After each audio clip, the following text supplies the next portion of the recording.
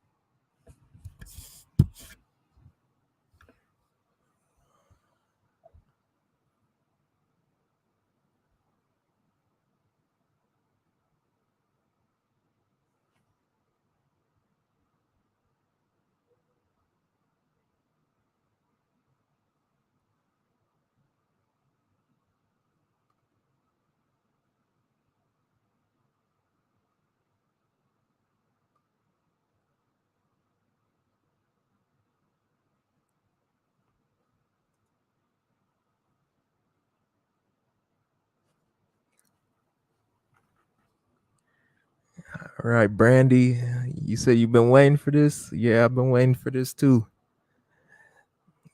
Yeah, this has been a topic that I've been wanting to talk about for quite some time now. And tonight we're finally about to dive into it.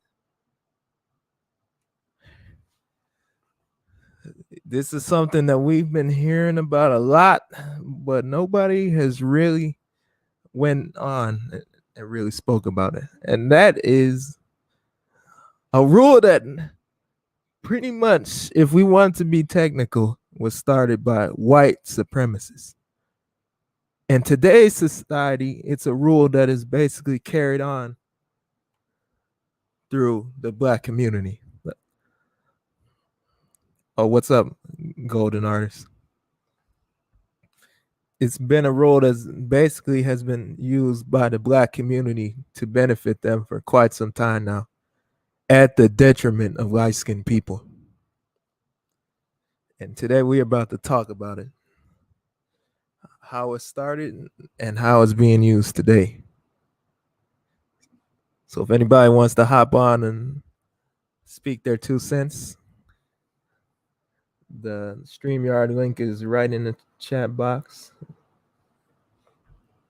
But basically, the one drop rule is basically enacted in the early 1900s.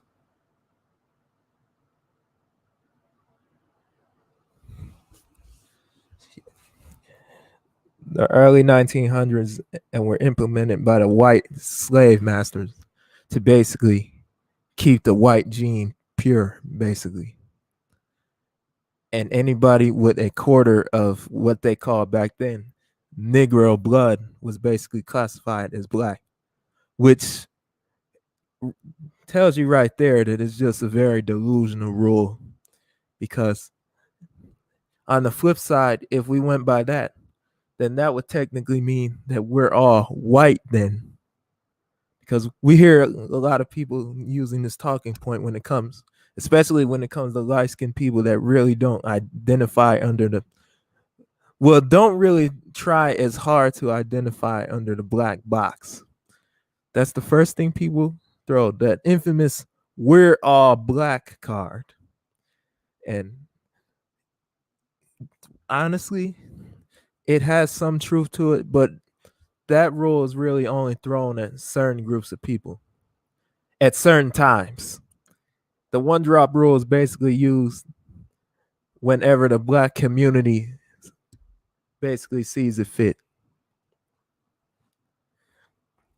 And we have no better example today than the Vice President-elect Miss Kamala Harris. And she's a very interesting one, honestly, because she's being labeled as the first African American woman, a woman of color. Well, she's got so many labels now that you first East is like so many different things that she's going by. But my question is, would this be the case if she wasn't the vice president elect of the United States?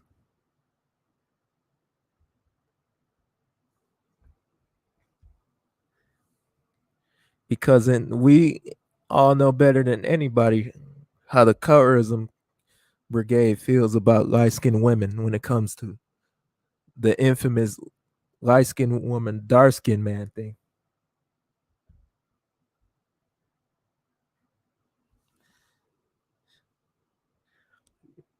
Jack Marino asks, "Are you sure?" Yes, she is being classified as the first ever African American woman to hold the vice presidency, which is kind of ironic considering that if we want to be technical, she really isn't. Like you said, she's Jamaican and Asian. But in the black community's case, black community viewed this as a way to basically benefit. And this is a common theme, basically. Light skinned women should understand better than anybody how dark skinned women simultaneously live through them and in the same time kick them out all in one instance.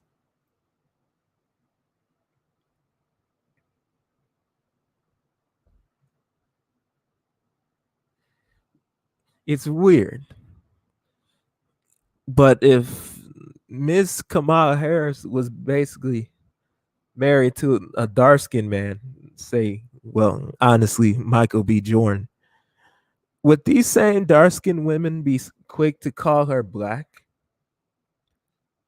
Do you guys honestly believe they would? This is just one of the many examples of how the black community basically uses the one drop rule basically to benefit them to the detriment of light skinned people.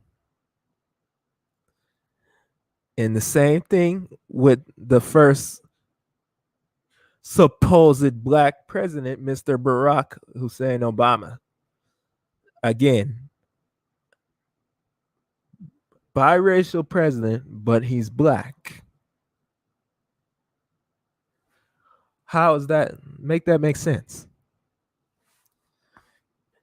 Would Obama be considered black if his wife wasn't a quote unquote dark skinned woman or was a mixed woman like himself?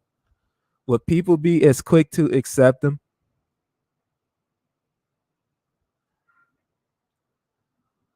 Would they? Or if he wasn't, honestly, well, Michael B. Jordan isn't dark skinned, but he's the heartthrob of the black community. So him dating out is going to hurt them even more, even though he's not your quote unquote dark skinned man. But him dating out is really going to hurt because he's just basically the sex symbol of black men right now.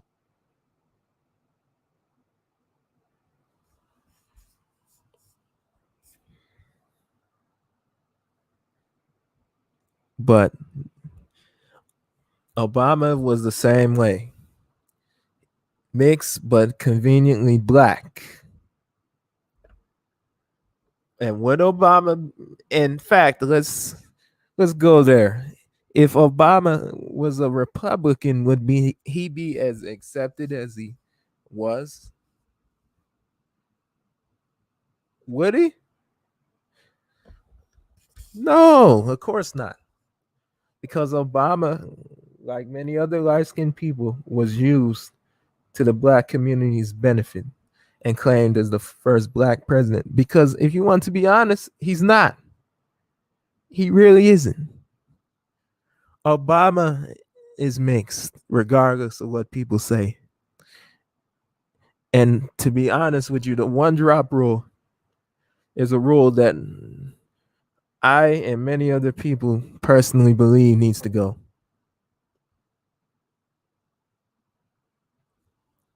Yeah, it has to go. And it's the black community. The weird thing about it is this is really only a American United States way of living. The one drop rule really doesn't exist in any other country but the United States. And even if we were to suppose to try to get rid of it, Let's be honest. We all know the group of people that would probably be hurt and cry the most.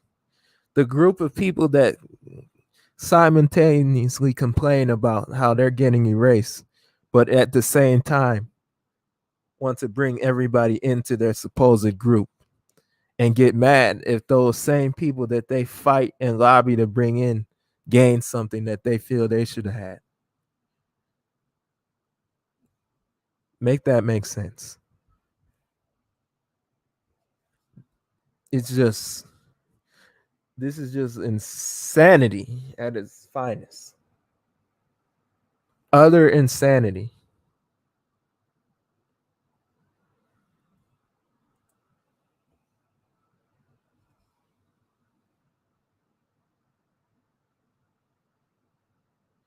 Tell Jake Marino says, tell this to the Nation of Islam and Islam Hebrews. Good. Yeah, they're another group of, and they love to throw that you are the seed of your father argument, which that is just taken way out of context. And a lot of cases, it's just basically what I'm basically saying, used as a justification to justify the one drop rule.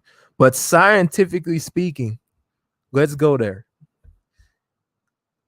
If you mix black paint with white paint, do you get black or white paint? No. No. If you mix blue and yellow, do you get blue or yellow? No, you get green. If you mix water and sand together, do you get water or sand? Mm-mm. So let's apply this same thing. So if black and white mixes together, how does that still equal black?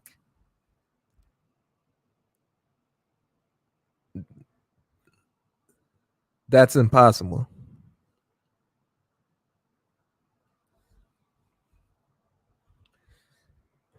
So if, and a lot of these people like to bring up the black gene is a dominant gene, but if a black person interracially dates and has a baby by a person of another race, and that baby turns around and has a baby by a person of another race, then that basically means that that baby is only going to be a quarter black. And a quarter black is basically not black. I'm sorry, it's not. Because if that was the case, then that would technically mean that practically half of the black community is white, then, by that same logic.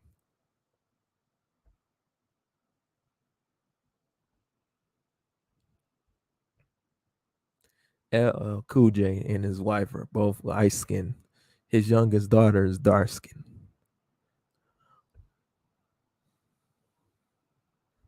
Well, that, in all honesty, that really only happens because of the way the dating patterns of the black community.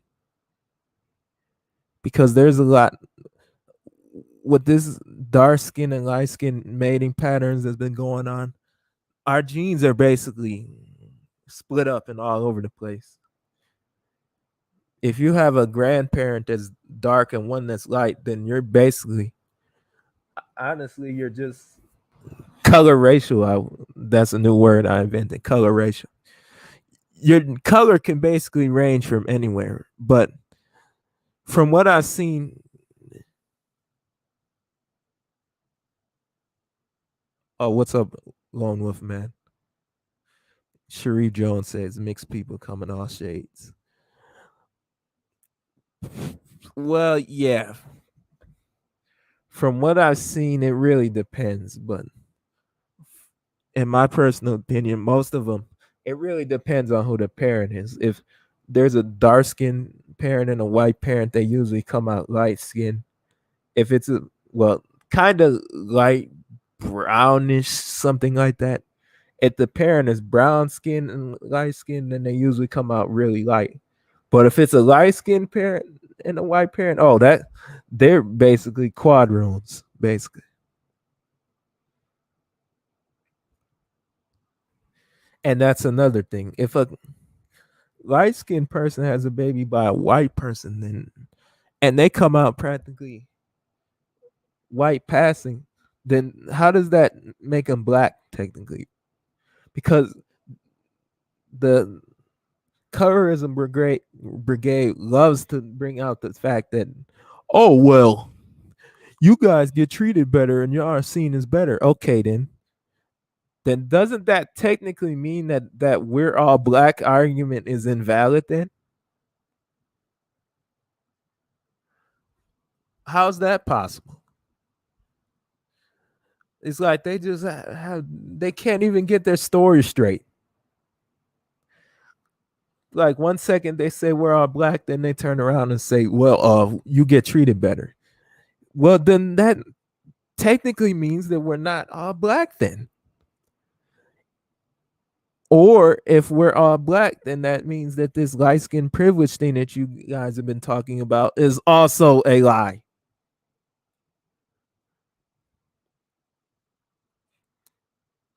They can't make up their stories. They go with whatever narrative fits their own bias argument.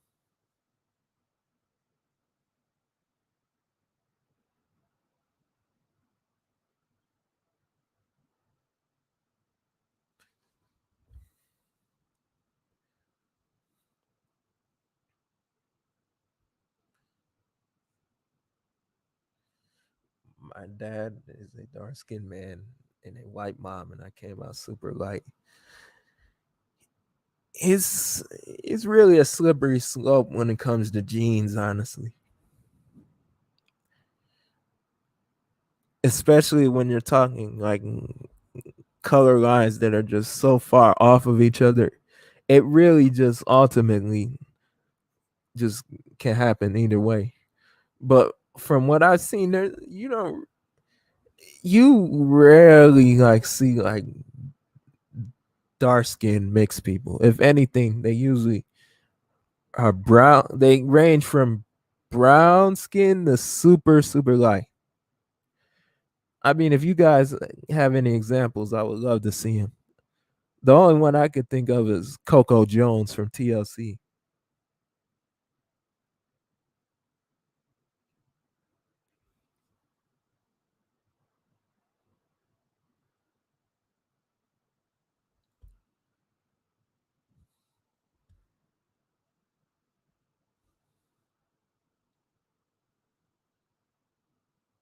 My dad is light skinned, yellow. My mother is dark skinned. Have you ever heard any colors comments from your parents of any kind? And it's interesting because I was basically on a Facebook chat not too long ago, and it was somebody that cracked a joke about light skinned dudes. And this guy said that we're all black, and there were actually some people that were saying that no, we're not all black, and he was saying, really? And I'm like, well, that's interesting. So you heard it straight from the horse's mouth. They really don't believe that themselves, that we're all black.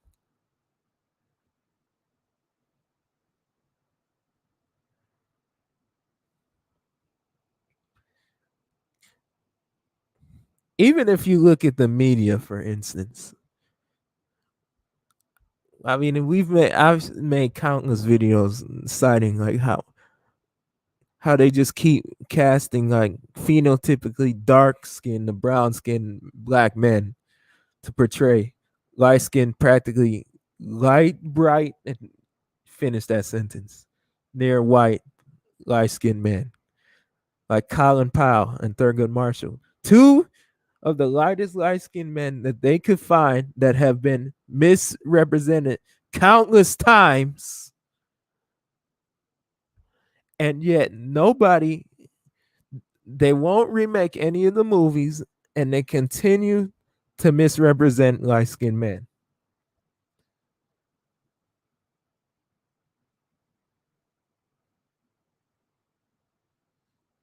Mainly my mom, but she makes jokes about me and my dad, nothing harsh like on social media.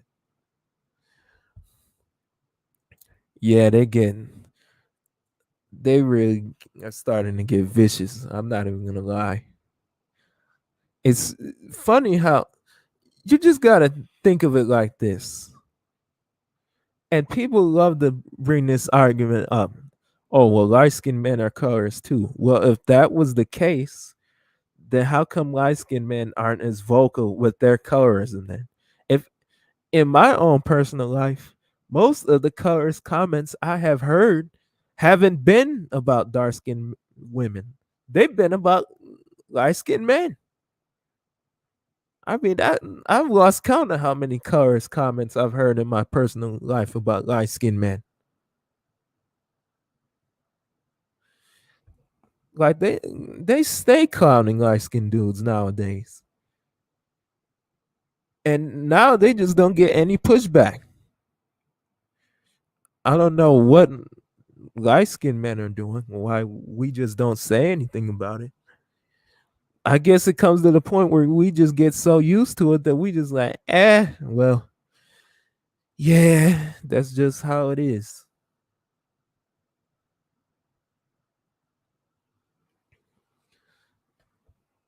I'm light skinned and both of my parents are black. Of course, both of my parents are light skinned. However, their parents were black though.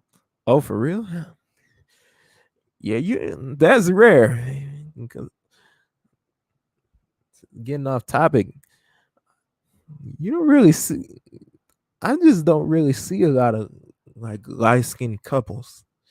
Especially, it's kind of weird considering I live in a place that has about the most black people you could find. But in all honesty, I still don't really see light skinned couples, especially considering that there's a lot of light skinned people where I live. It's kind of bizarre when you think about it. Like, how has everybody else in the black community made it up but two light skinned people? Well, that kind of also ties into this whole one drop rule argument.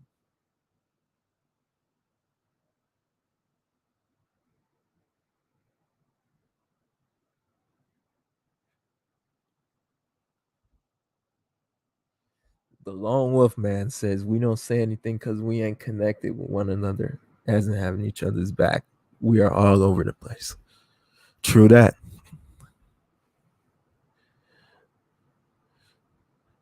It's actually the exact opposite. We go out of our way to not have each other's back.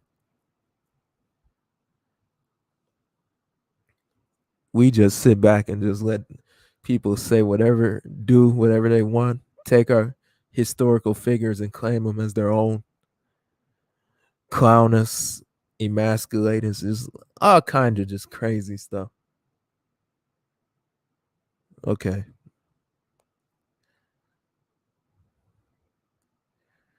Do you want to see some odd two mixed light skinned parents with three dark skinned children? Well, that I would love to see that. That's very bizarre. But getting a little off topic, I think it's time we go back to the one drop rule. Like I said, the one drop rule has basically been used by the black community. And let's go to another point. I've heard a lot about this whole Dominicans and Puerto Ricans are black argument. And this just ties into what I've been saying before.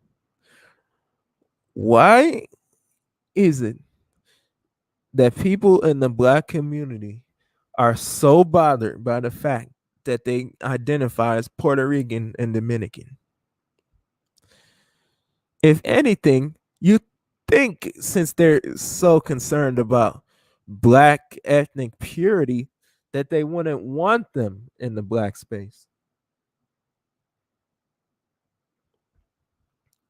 It's kind of bizarre. It's another one of those things where you say you want something, but you really are doing something that contradicts what you really want.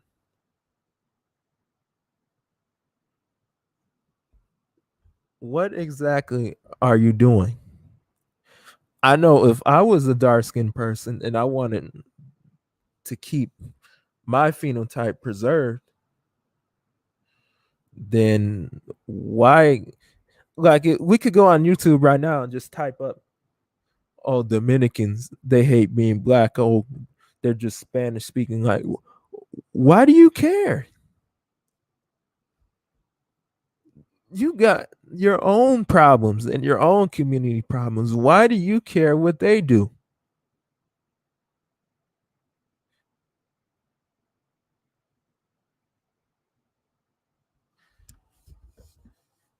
There's like a whole channel, I think it's called like, man, what's the name of that? Like Nathaniel Motivation or something like that.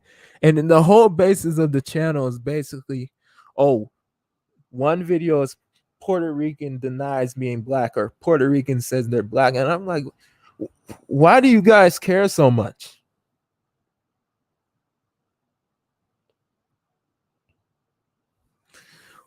What's the point? Like, why do you want them to be black so bad? Considering that you guys are always talking about how the world hates you for being dark. Oh, well, you're getting erased and yada, yada, yada.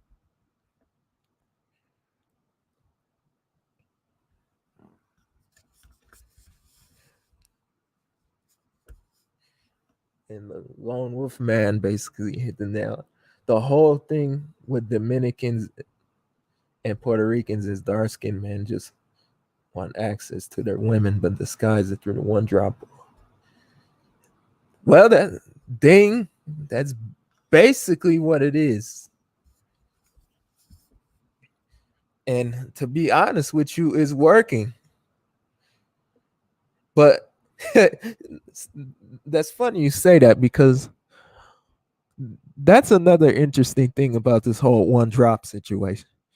Now, they will claim that women is black, but if black women that they feel that they should have access to choose up on the same Puerto Rican and Dominican men, then they cry about, oh, black women just like men with curly hair and light colored eyes. I mean, as much as I hate to bring this guy up, Angel Ramirez Jordan is a prime example of that. Now, if black women preferred him over your prototypical dark skinned man, would those dudes be so quick to use the one drop rule? No, no, no, no, no, no. He wouldn't be black all of a sudden then. And that's another thing with this whole one drop. It's gender based. Oh yeah, it's fine if it's the opposite gender being black. But the same gender, that's where the problem comes in. And that's where this whole situation just gets so murky. Same with the dark skinned women. Light skinned men are considered black, but if the light skinned women come around, no, they're not black.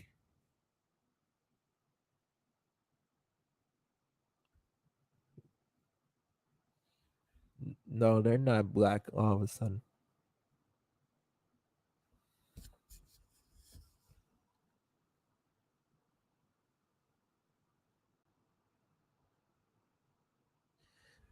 No, it's just pro blackness and preserving the black gene.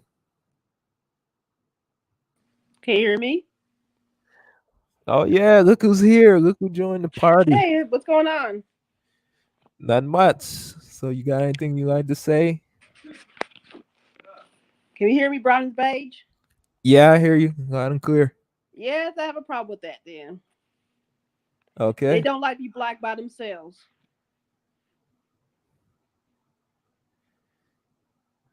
All right. They're afraid to be black by themselves. That's their problem. They always want to claim everybody, but they don't claim themselves. No, not at all. Yeah, the thing is they just, it's very bizarre when you think about it. It's like 1 second they, I know it sounds a little choppy. They want to Oh, claim everybody: Dominicans, Puerto Ricans, Cubans, Colombians, Native Americans, Mexicans. They don't claim nobody but themselves. it's funny you say that because then that's something else. Nobody but black. They don't even love themselves. Then they like to say that everybody in the black community is mixed, which that's not true. That is not true at all. There's some people like my grandmother came out 99% African. So that's a lie. They just like to use that to lump everybody under one category. I mean, if you look there, there is not that whole everybody is mixed in the black community thing is not true at all. I gotta give me a better mic. Okay. Hey, I'll be right back. I think I had a phone call. I'll be right back. I'm gonna leave right now and still come back.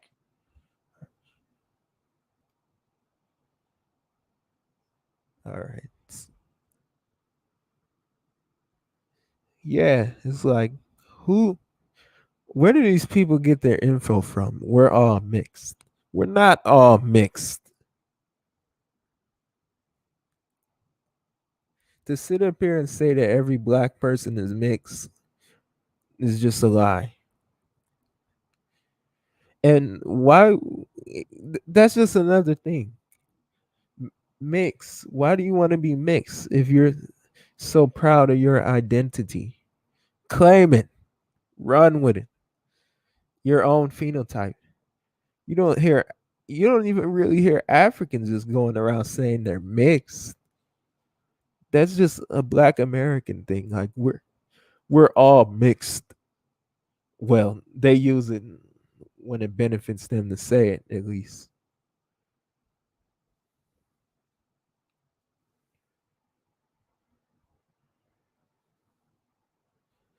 Believe and the crazy thing is I actually like the day this video I started making this video, I got into an argument with a guy online talking about well, I'm sure you guys know Clay Thompson.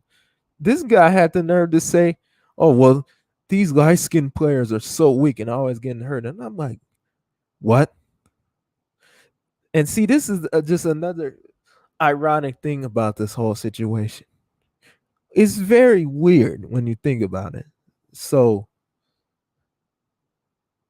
these same dark and it's weird because nowadays it's a very bizarre thought process. But now when I see dark skinned dudes doing athletic plays, I'll be like, Ugh. Because I know it's like these dudes, it's weird because they're the main ones creating light skinned men, but then we'll turn around and talk about how weak they are. What?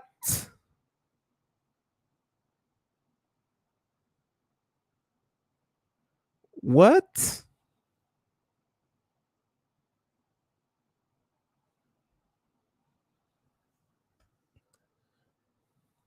It makes you really wonder like why are these guys so adamant about creating light skinned men and then turning around and talking about how weak they are? Most light skinned men are basically born and created by dark skinned men. So you turn around, swirl, and then turn around and clown the son, but uplift the daughter. How does that make sense? Dark skinned women, same thing. They uplift the son, but clown their daughters. Like, why do dynamics like this still exist? It is because of the one drop rule. The one drop rule. Why does this rule still exist?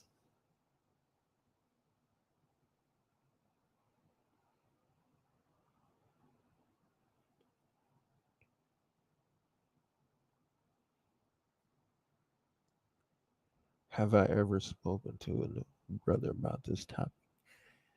They never really have honestly addressed me, but I did have one guy that came and was talking about how interracial dating was banned in the Bible.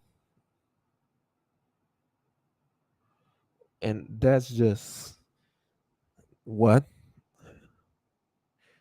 a lot of these people use the Bible and just blatantly misquote and throw away scriptures that had nothing to do with this topic. They use it, they weaponize it.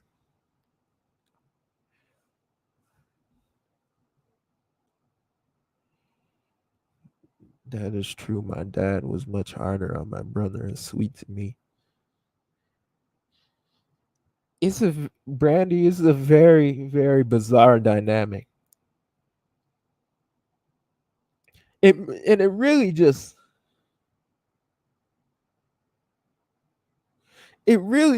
bothers me when people just come with that.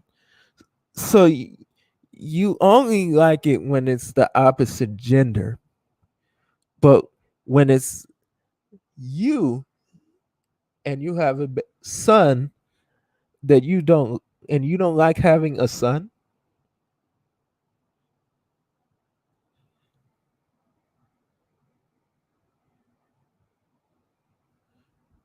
And my question is, why do really fair light skinned women feel like they had to date dark skinned men so much?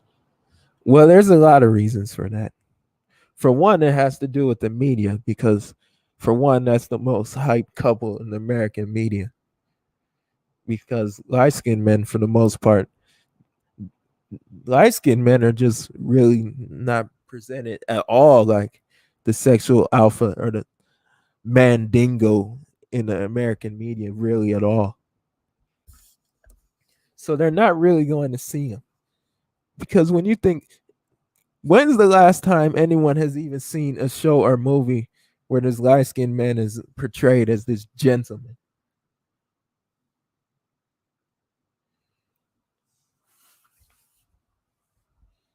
Have you ever seen it? Or better yet, a show or movie where a light skinned man is the dominant patriarchal father? Is there?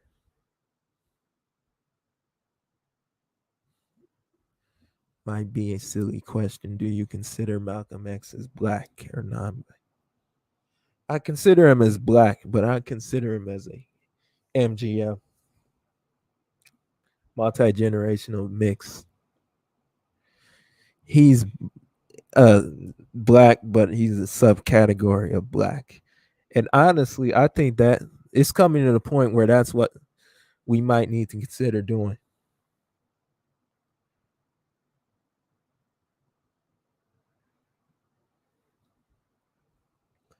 I think that there's probably a time where we probably just need to have phenotypically different, like, tribes, perhaps. This might curve it the problem a little bit, but I seriously doubt it.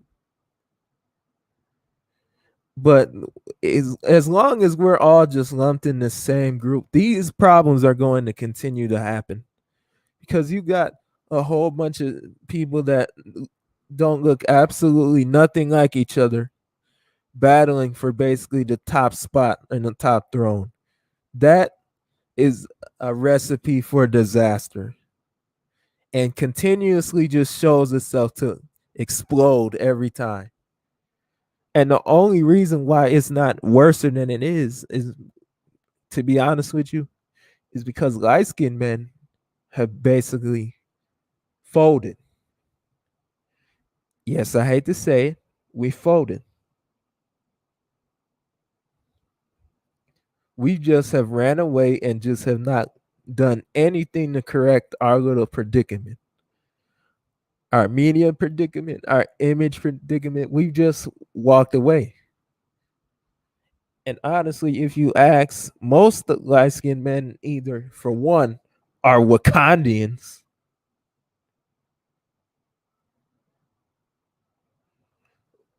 or they just are aloof. They just run straight to the white community and just, for one, and that's another thing, Another interesting thing about this whole situation,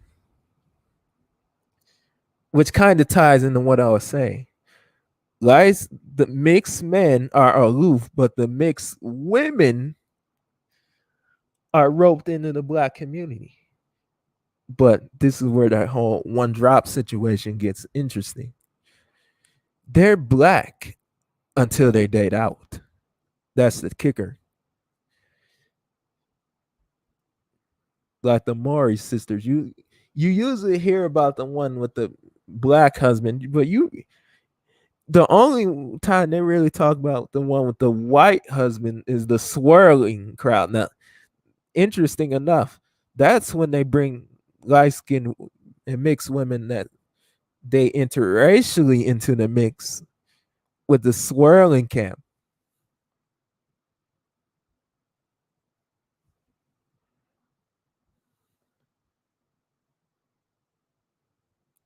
We just watched an entire planet of white women protesting over a dead dark skinned black man. We just saw an entire planet of everybody protesting for a dead dark skinned black man, which I'm not really going to go on a tangent because that's not really what this video is about. I've really already talked about the whole Black Lives Matter situation. I really don't even want to hop on that tangent because this live stream will be 5 hours because we've already talked about the other hypocrisy of the BLM movement, which once again, black when it's convenient for the black community to do so. Light skinned people are once again on the front lines doing all of the hard work and heavy hitting, while dark skinned people just sit in the back. And why?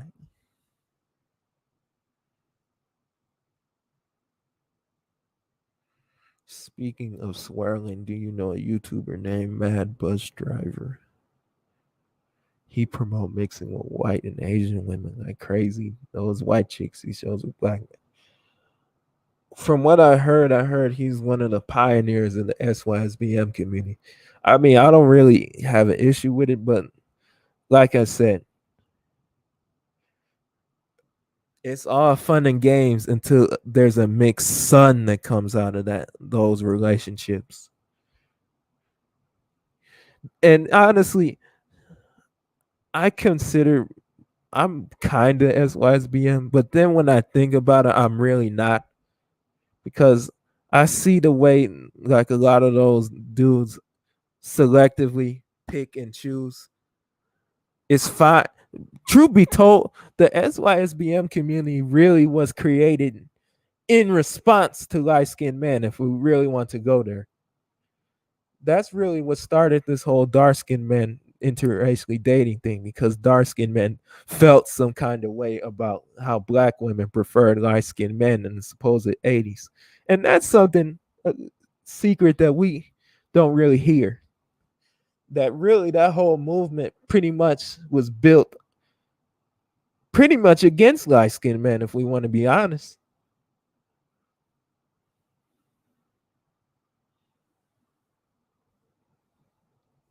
Nobody really wants to say how that's really a hidden history of that movement for you.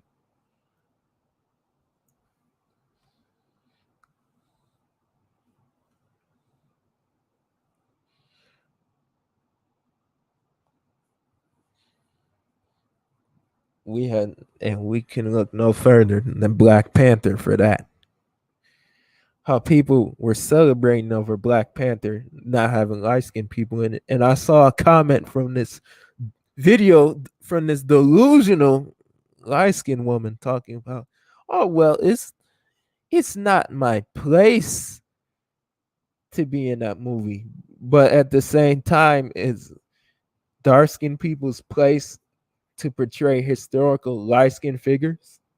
Is that their place? Was it Parker Sawyer's place to portray Barack Obama?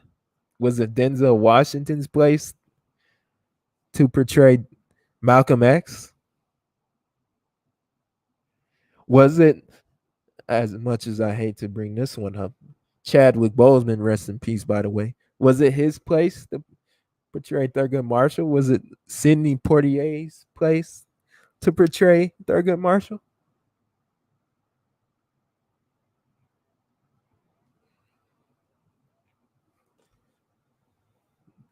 SYSBN thing when Brazil started with a light skinned dude, I believe. I think Al Grease. No, I've never heard of him. Never heard of the guy.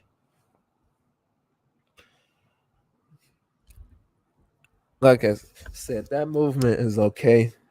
But then when I look at it, it's weird how they parade the light skinned daughters as black, but the sons other are other basically. Terrence Howard playing Muhammad Ali. I mean, that's not. I guess that's not really that bad, as long as he semi looks like Muhammad Ali. I already see that the whole Richard Williams movie is under development. I can not wait to see what the reaction is going to be with Will Smith portraying Serena Williams' dad. We're probably going to find ourselves right back here again if there's an outrage over that movie.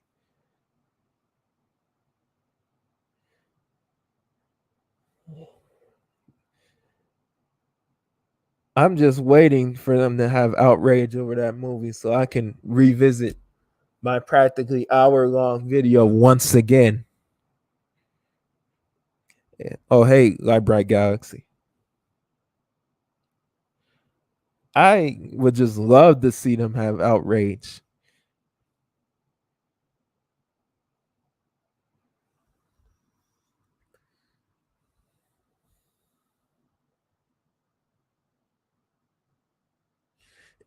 We will. I brew my tea.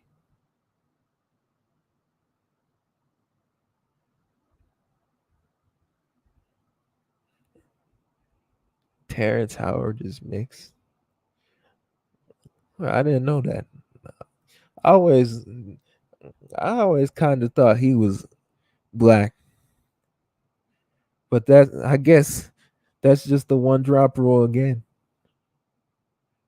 You guys mentioned Colin Powell. You know that he is. I no, I didn't. I never knew he was Jamaican. It's like I said, the one drop rule. You just everybody is black here. No matter where they're from, no matter how mixed they are, black, black, black.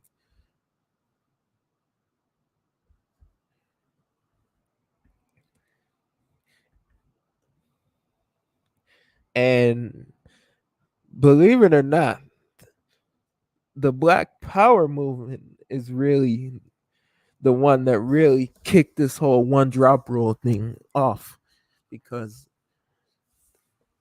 they basically this whole thing basically started when they started to attack the light skinned communities and how they felt that it was racist against dark skinned people.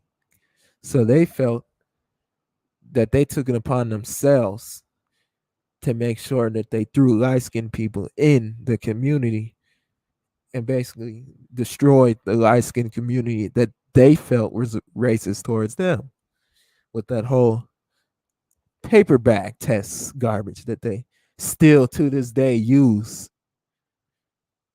And nowadays, now we have this whole light skinned people that couple up look related argument.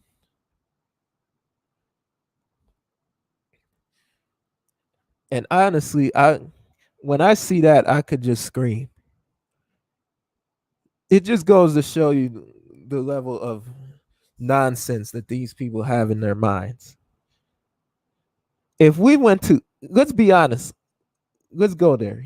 If we really went to any other community and said, "Oh, that white couple looks related, that Asian couple, Indian, Arabic, Latino, every other race," and said they look related, they would look at you like you're insane, and be told they are insane. Like, what people say that they look related because they have similar features? Like, who says that? That's just other just confusion and just complete nonsense coming out of their mouths. I know they honestly they probably look at themselves and say that. But if anybody else went and saw that, they would think these people are crazy. Oh, you look related. What does that even mean?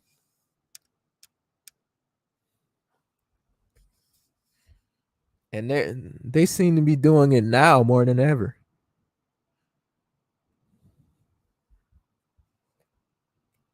Like if we went, sometimes I just go to like Twitter, Facebook, and just type up either light skinned men and light skinned couples. And the crazy thing is, dark skinned women be the ones that saying how light skinned couples look related. Now that I find interesting.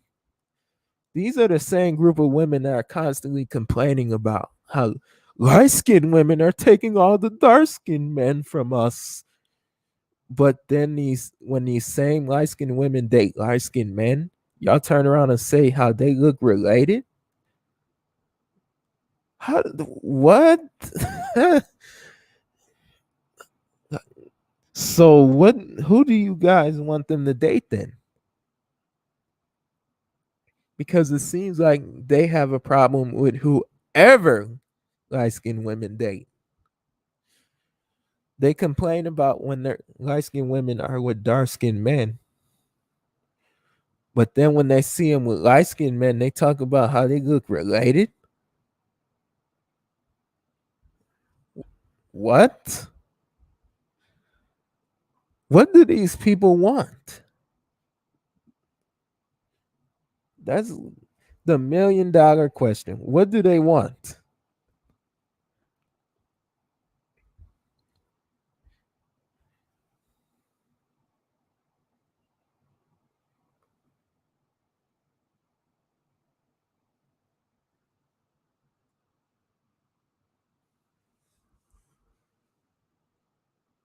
We can't keep letting this happen because they're going to keep doing it.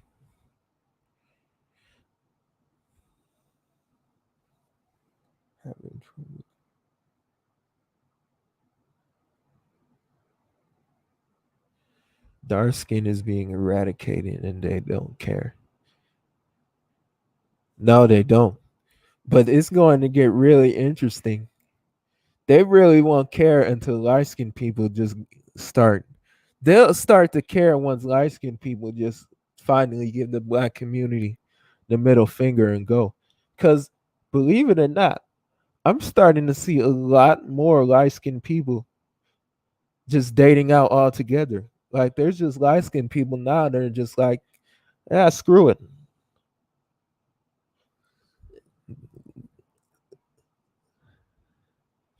Oh, oh, I see Caesar Cannon's in the house. Yeah, I was just looking and I just realized that your channel is gone. And it's that's just something else that I just find weird. We got channels like you know who. It starts with a C, ends with a E. Her channel is just running rampant and it's still open, but all these light skin channels mysteriously are gone.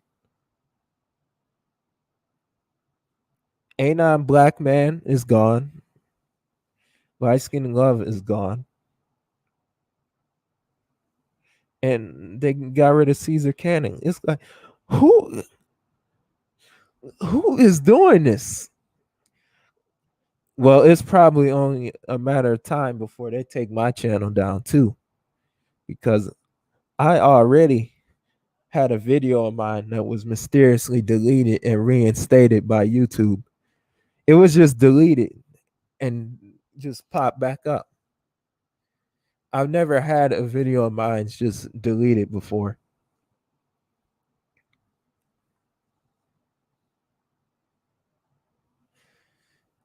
They just deleted it and then re-added it to YouTube.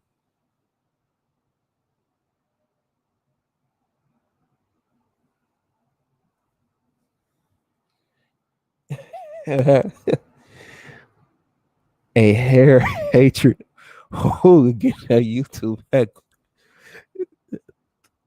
Hey,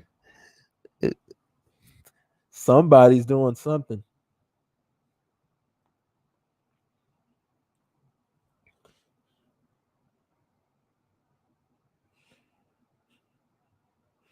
I haven't heard them since they left. I guess maybe they just felt like it was just too much. But their channel, in all honesty, they were just like that. Unfortunately, I missed the very last live stream they had before they left. But from what I heard, there was like a real bad like flare up on that channel before they left.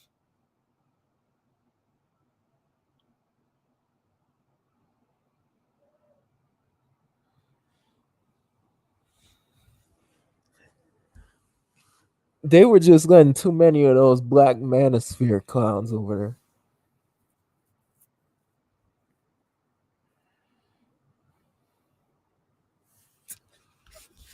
there.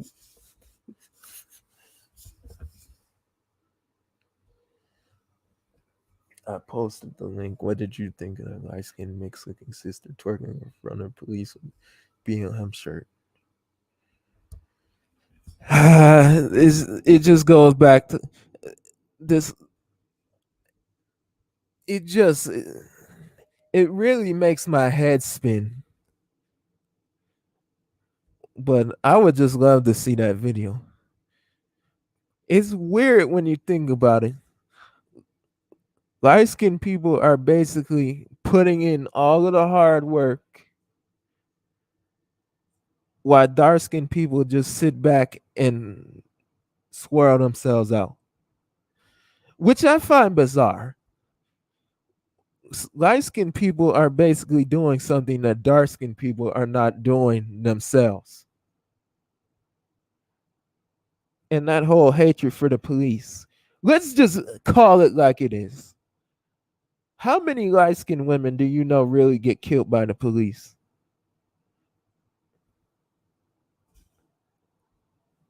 You want to know who light skinned women do get killed by the most? Let's see if everybody in this chat room can take a guess.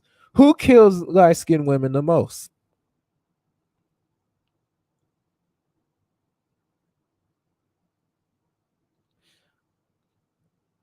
And I already have a video that I've planned for the future showcasing who this mysterious force that's really killing light skinned women is.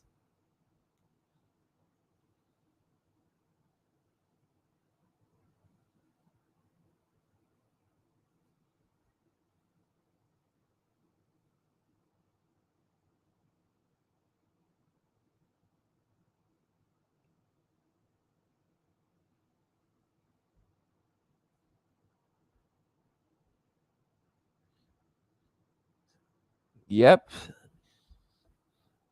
that's who it is. The beloved Pookie and Ray Rays. And let's call it like it is. The Pookies and the Ray Rays, if we want to be technical, while she's twerking with a BLM shirt in front of the police, she should be twerking in front of the men that she probably views as the Wakandian kings, as basically her real oppressors. Because let's be honest, those,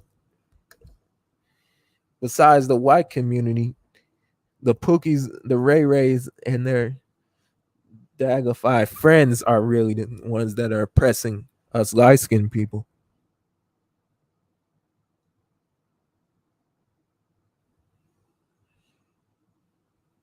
There is nothing wrong with mixed pride, but when you bring hate into that, it will backfire on you. I have seen mixed people using the term white mix. See, that's just stupid.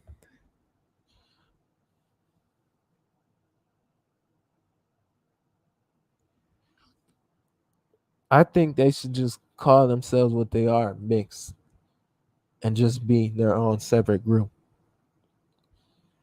That way, you really don't have to worry about anybody taking your spotlight. But that white mix thing, that's a new one to me.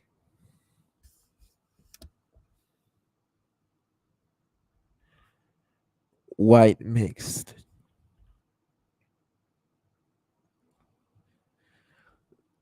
I've never heard. That's just, I would love to see who said that.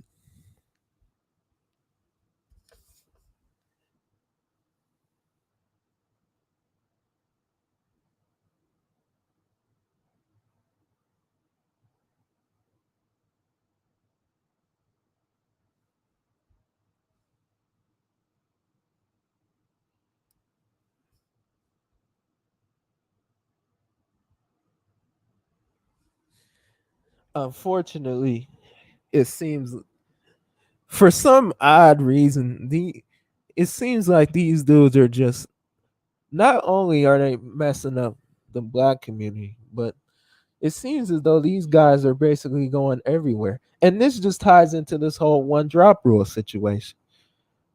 I've seen how a lot of them go out of their way to claim Puerto Ricans and Dominicans as black. But in reality, they're talking about the women.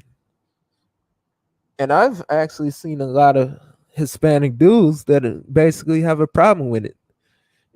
And to be honest with you, I don't really blame them.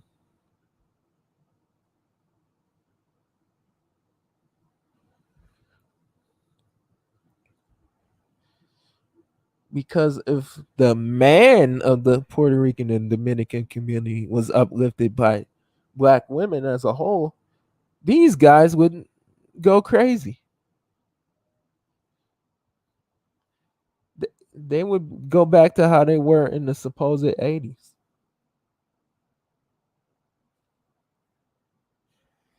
Oh, black women, they're just like men with curly hair and light eyes. They hate being black, they hate their blackness.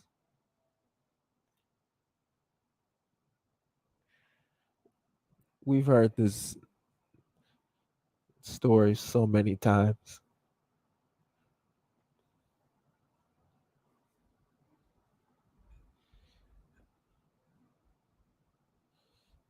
Yeah, don't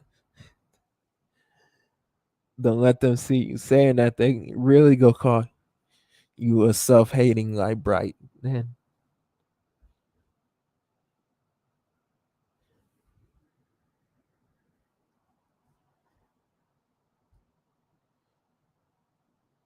I've actually, believe it, I've been seeing a lot more. Miss Philosophy is returning next month.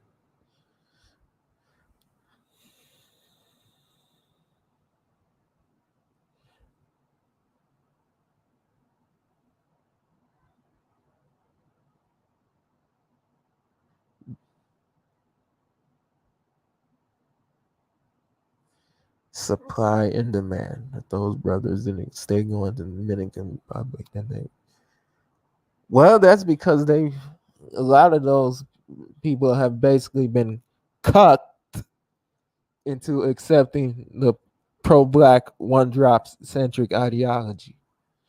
But in reality, it's basically just uplift the dark-skinned man as the epitome, the Black Panther, and uplift him to your own detriment, basically. Uplift him, but don't uplift yourself. You're just a subcategory of him. That's basically what it really is at the end of the day.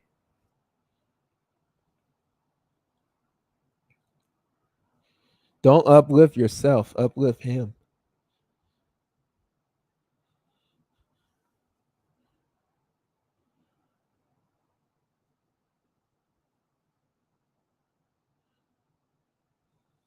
My boo is Afro Latino and what the black community calls educated lane. Oh,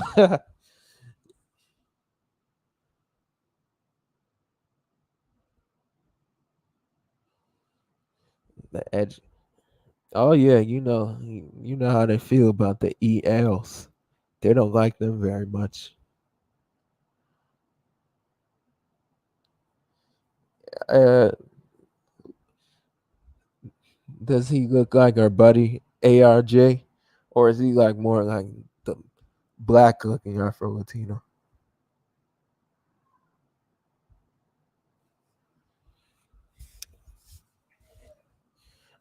It's interesting when you look at it, but from what I've seen, a lot of Latinos are falling for that same pick a side argument. Just pick a side. Which side are you on? Angel Ramirez Jordan. From what I've seen, he's basically finally left YouTube and went to Patreon, and I'm so glad. He won't be missed with his constant pandering.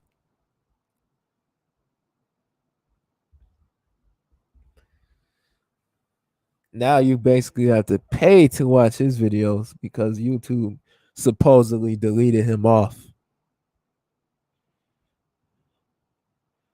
I'm like, whatever, dude.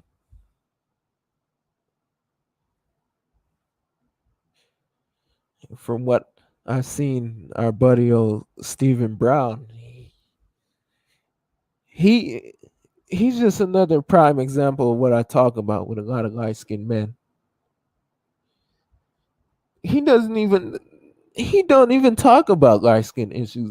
His channel has went full on Wakanda forever. Just I don't even know what to call his channel because he doesn't really he always talks about how dark skinned men date out, but he's a mixed man himself. Why does that bother you so much? It's just a weird look. Very bizarre. And I've actually seen this a lot. Like light skinned and mixed people that are talking about how bad swirling is, but I'm looking like what? But that's what you came from.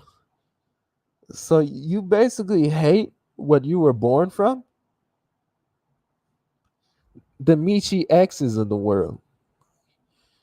And a lot of times those be the ones that go and get the blackest person they can find. No matter how they look. Because I'm going to be honest with you. These it just shows how desperate these people are to be accepted.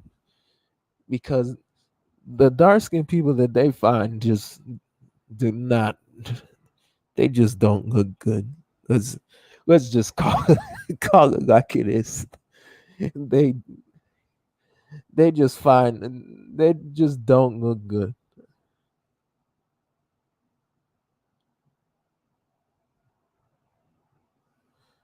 The reason I mention white people around the world protesting for dead dark skin, that is some hella influence. Is this a battle you can win?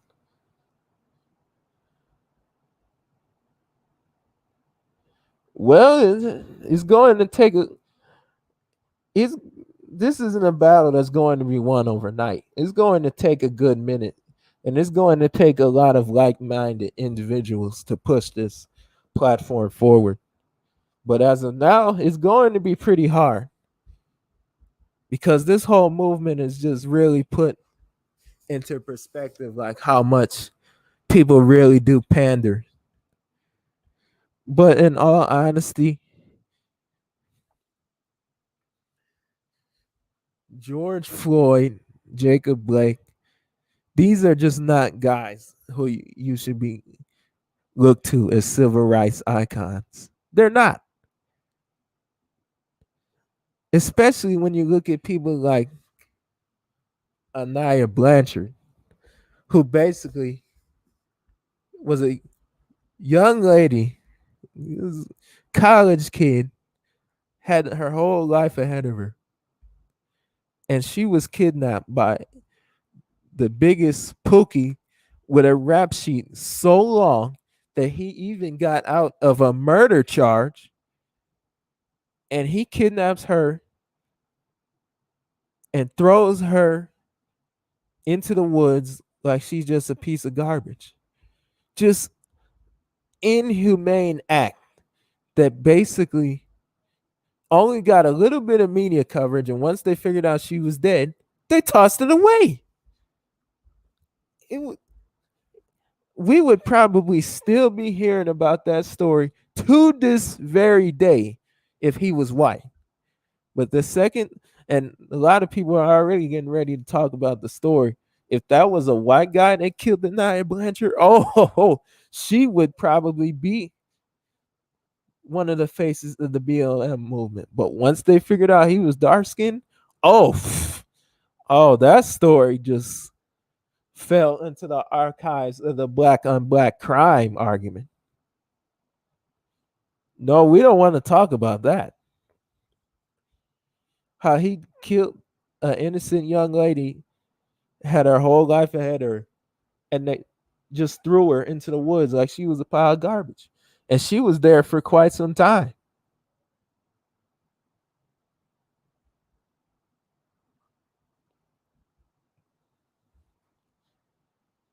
Why wasn't anybody marching for her?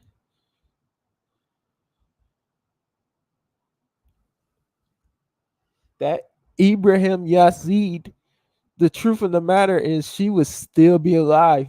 He had no business being out. It basically contradicts the whole dark skinned people getting longer jail sentences argument. Because if that was true, why was a monster like him out on the streets to even do something like that? And this happens a lot. But they're so protected. I know they claim that they're not. They're so protected. If you talk against them, your channel's liable to be gone. Like, I'm actually taking a risk right now talking about something like this.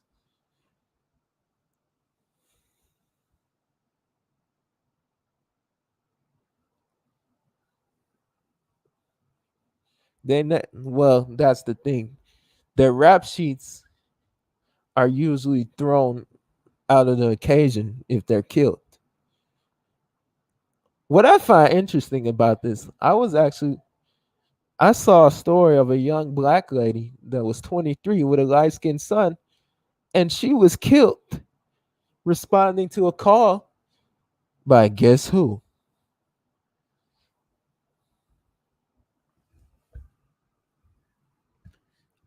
Pookie. I might need to go.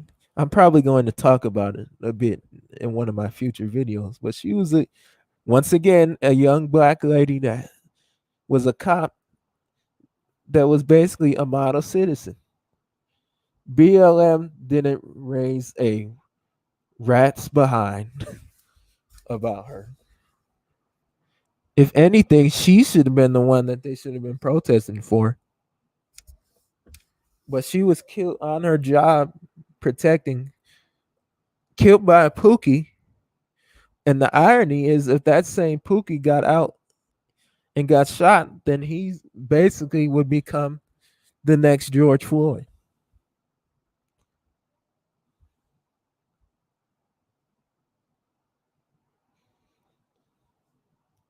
I really am getting,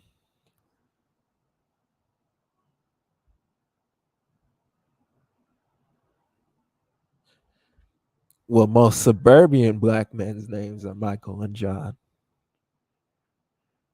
But on the streets, Tay Tay, Pookie, Ray Ray, Day Day. I got so many people that I've heard that have been called that.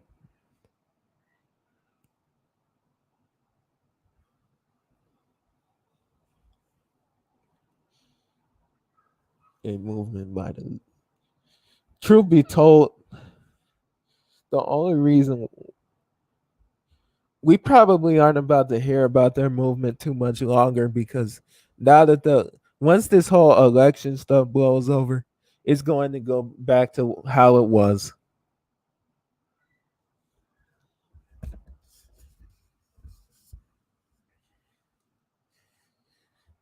We probably won't hear from BLM too much.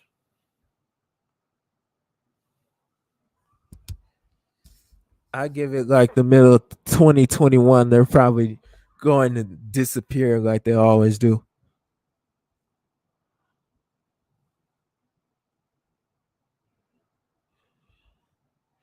Either that or they'll just probably make a living off of social justice warrior rhetoric. You just gotta love how they just continue to just play off of black people's emotions. They do the same thing every 4 years.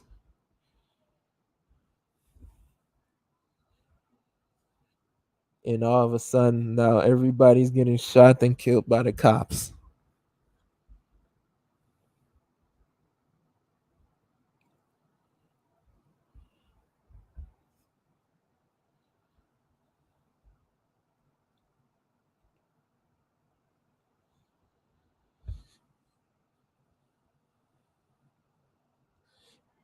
There's actually been a lot. I I can attest to this, but there's actually black people are public enemy number one now. Like you can just tell, like this whole situation is just really. There's just a lot of people. This is just not a good look. Like if we wanted, black people were doing pretty good for ourselves. This whole BLM situation has got our nonsense just under a magnifying glass now. And apparently, light skinned people seem to be all for this.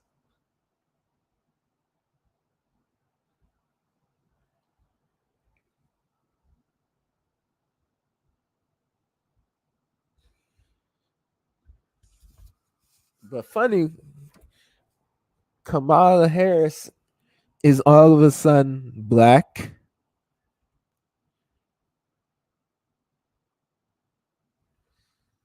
Black.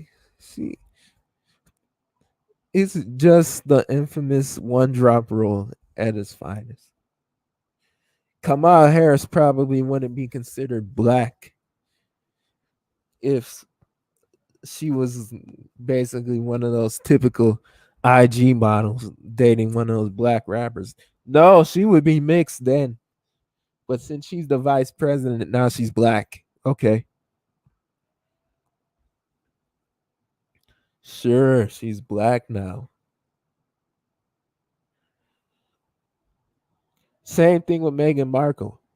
She marries Prince Harry and now she's black all of a sudden.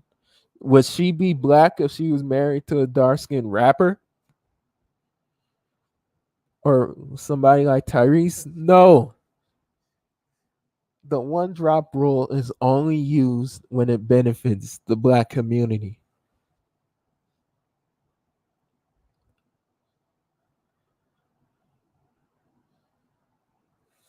Oh no, please. No, don't.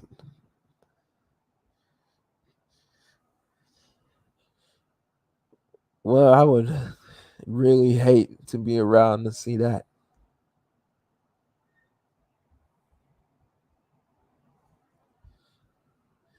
But anyways, we're about an hour and 20 minutes in.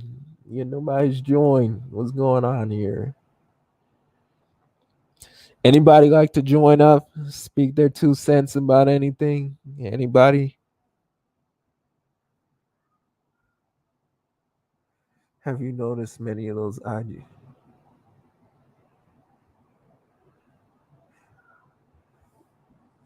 Yeah, I actually have noticed it. It's actually I was looking at it one day. It's like, dang, look like does everybody date dark skinned men now?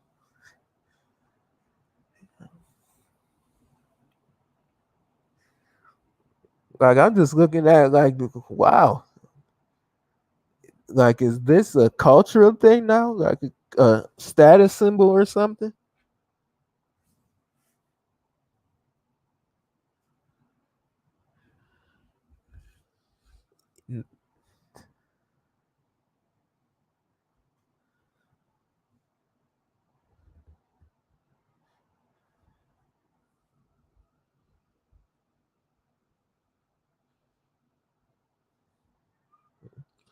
'Dark skinned females do anything to fit in at work.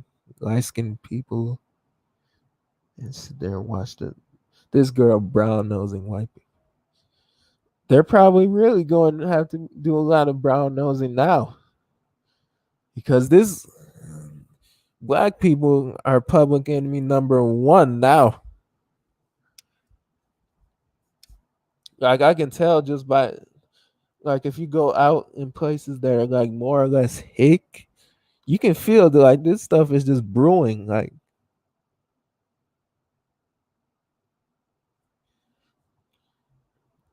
these white people are triggered now.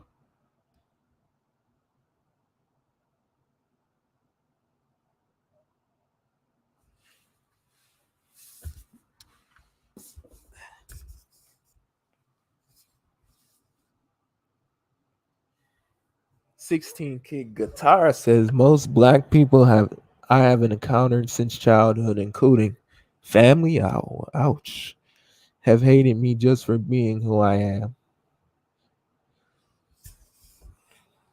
Well,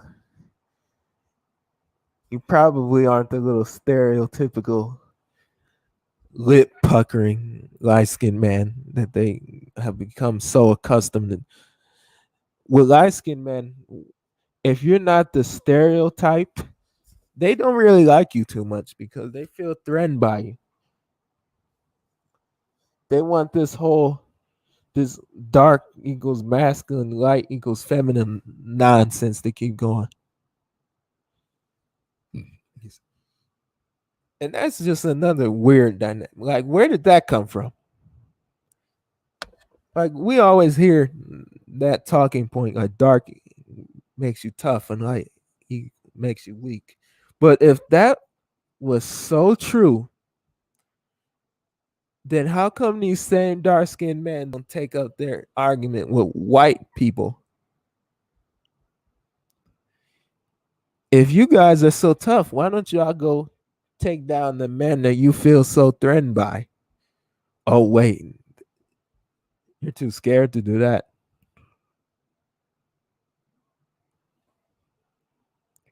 Another thing, if it's funny, people can joke and clown about us, and we're so sensitive and weak all day. But if you say something about them, they're the ones who be whining and crying about everything. It's not us. So where is this weakness that they're talking about?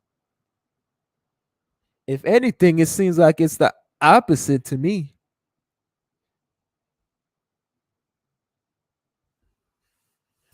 But they can just keep doing it because of this one drop rule. And it doesn't help that we got all these little light skinned saviors that basically they're just trying to get their little black Scooby snacks. Scooby snacks. They're little blackest than Scooby snacks for acceptance. Like Scooby Dooby Doo. I just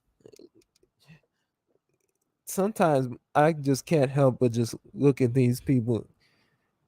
It's just makes my head spin like how much they just and really that's just the number one thing with light skinned people in my own personal like circle. It's like they're just so desperate to be saved by the black community. It's just nasty to me.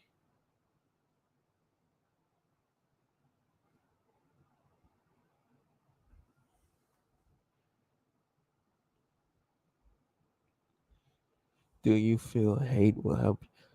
Well, that's the thing, Jake. It's not hate. It's just enlightenment. That's basically I don't hate anybody. I just hate the hypocrisy of this whole situation. We got people that don't want to deal with something themselves, but they do it to other people. It's not hate.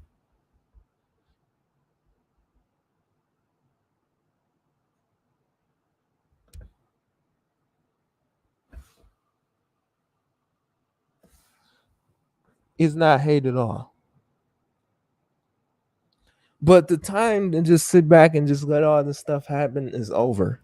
If that's hate, then I guess it is hate then.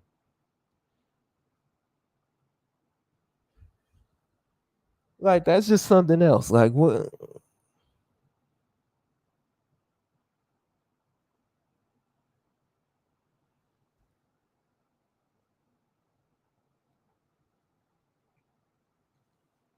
hate from whites as well.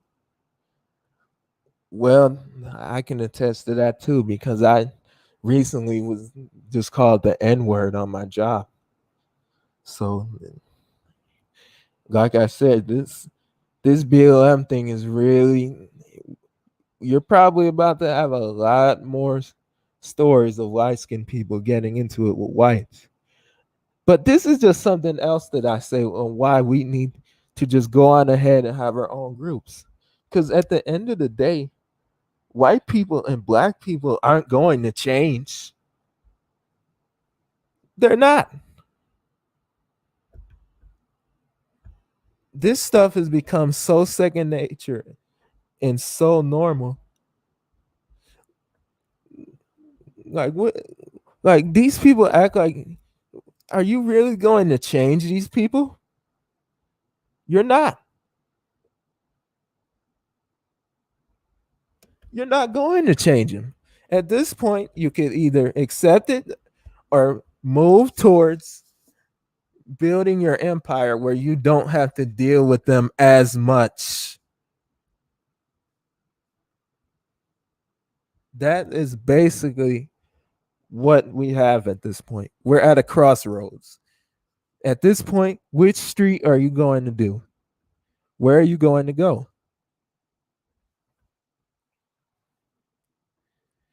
What side are you going to pick? All this time of just being aloof and not saying anything is over.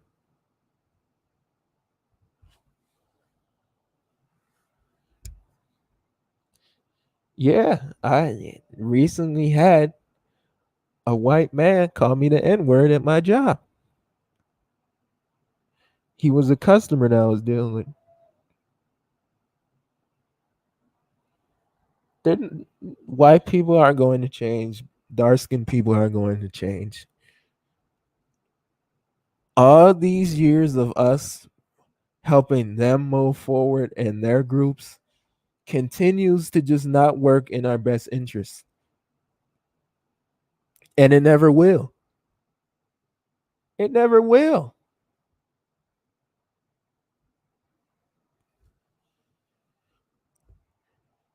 I was just looking up the one drop rule today and saw stories of light skinned people, and they're just based, it's just the same thing, decades and generations of us just throwing ourselves in with other groups.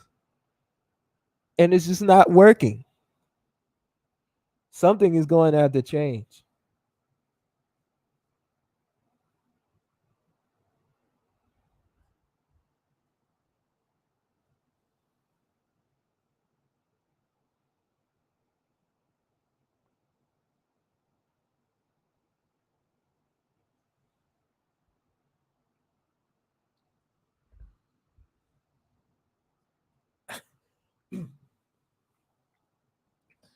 Ooh, I might need some water. My voice is going out a little bit.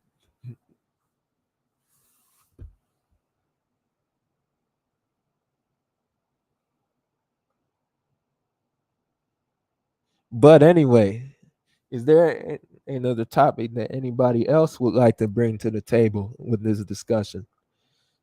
We're talking about the one drop rule, Kamala Harris in the black community, but is there anything anybody else would like to bring to this argument?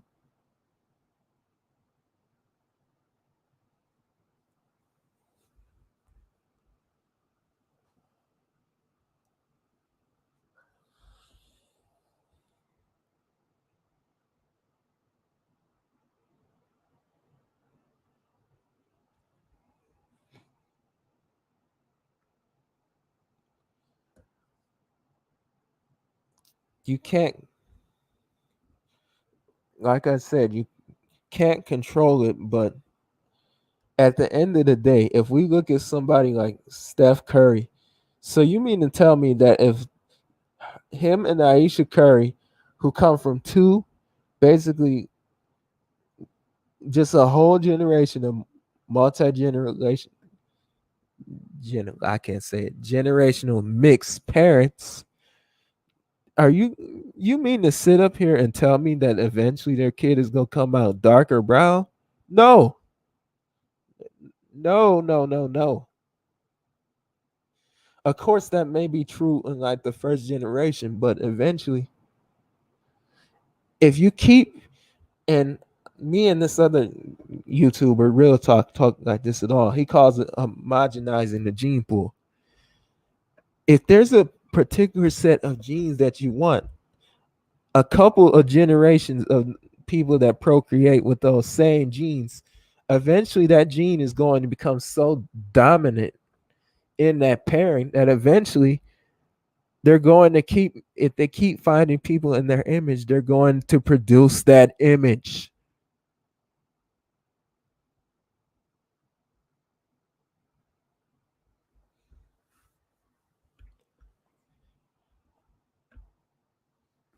But the issue is if you have a community that continuously talks against that, then yes, you're going to have people that come with all kinds of different skin tones and stuff.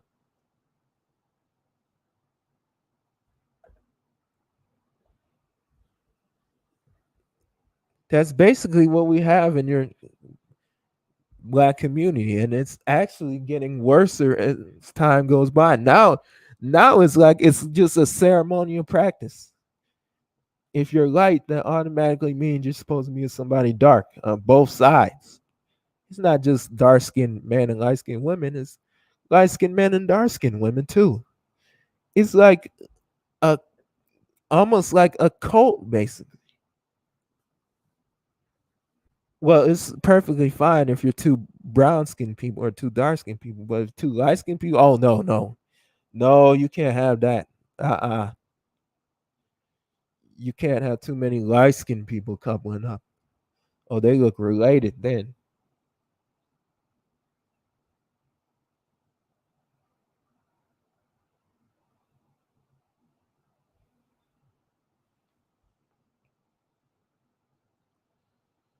Yeah, yeah, I hear you. They say that a lot. But you gotta realize, like, who if you have well, there's actually a video that I've been meaning to share that I'm probably a future video I have in the making of this. It's basically like this whole light skin, dark skin videos they do on YouTube. And I saw it was a video by this light skin girl. And she basically like the whole video, if a light skin person like light or male or woman said they prefer somebody light, she said, ew, they look related. But and I'm looking at this girl like what? It's just a common theme in the black community. They just talk about light skinned couples like all day, every day. They look related, brother and sister, incest, fighting for the mirror. Like it's just countless upon countless things.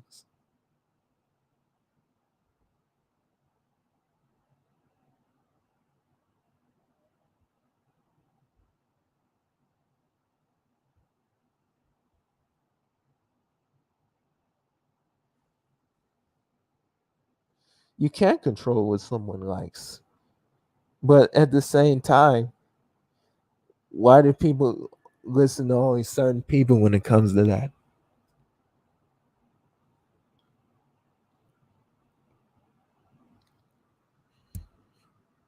But then again, you also have to look at it. There has to be some reason. Like, how can light skinned men go from being the preferred men to all of a sudden nobody likes us?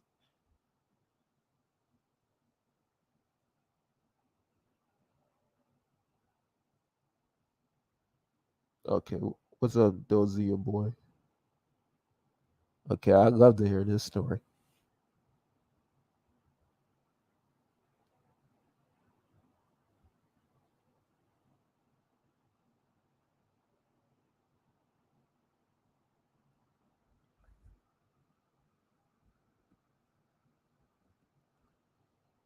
Little cousin's birthday party and she hoops, right? Okay.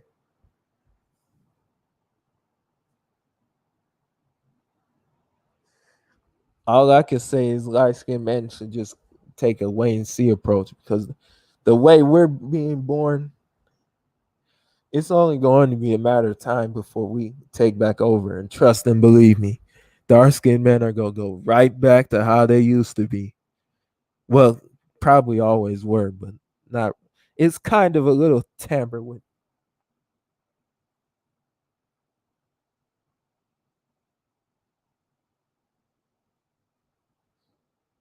Now, see that? See, that's the kind of stuff I be talking about.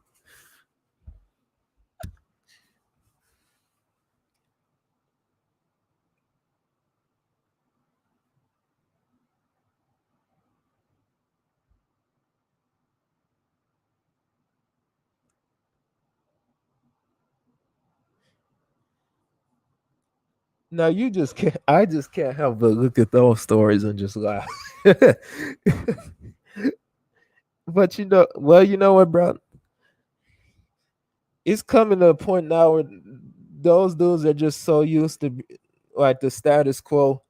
I really don't know if there's anything we could even say or do about it anymore. Especially now that we got all these people that are ready to just practically get shot to defend these dudes.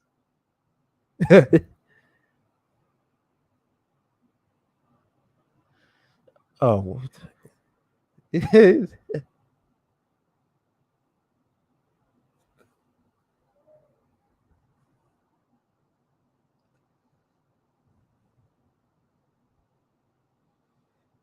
ain't no light skin nigga going to be with it.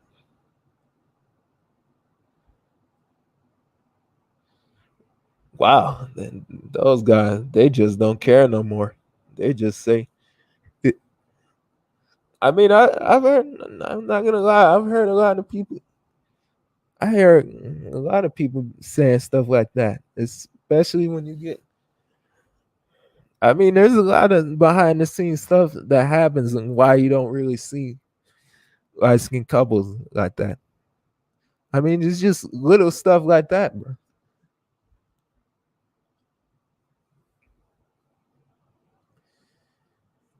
It's just little stuff like that that just keep piling up.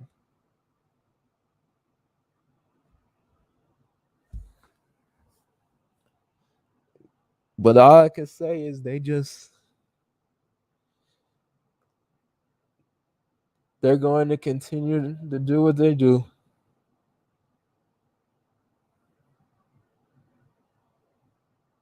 Oh no, no. Don't let the roles be reversed, then there's a problem. And see, that's the thing that just is frustrating about this whole thing. Now think about it like this.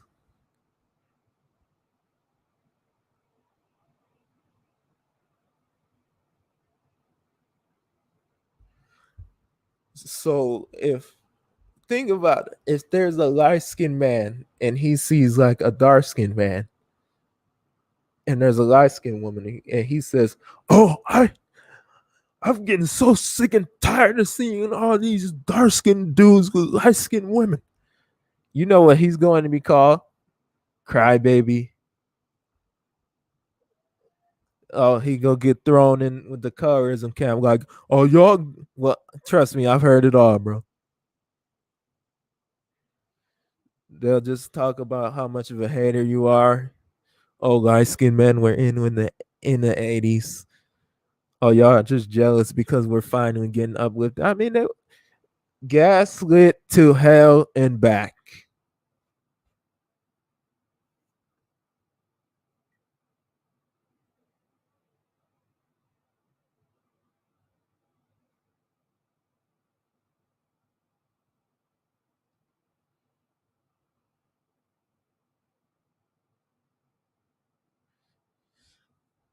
Well, Jake, I've got a couple of videos in the future that there's a video I've been meaning to make actually quite a while. It's going to be called Light Skinned People's Destroyed Image. And I'm going to be talking a lot about how light skinned people have basically just let the liberal American media just attack our image practically every day.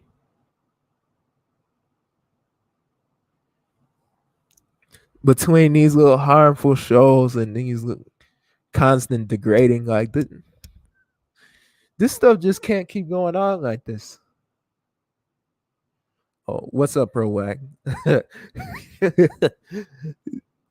That name cracked me up for a minute. I'm not even gonna lie.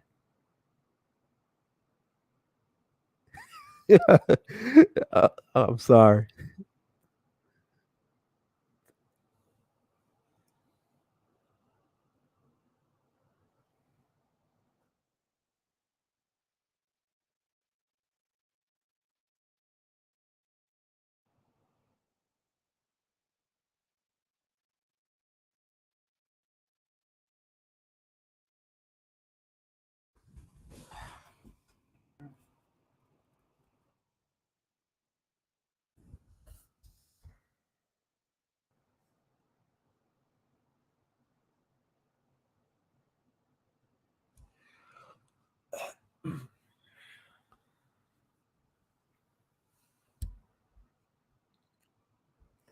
Yeah, those love and hip hop shows.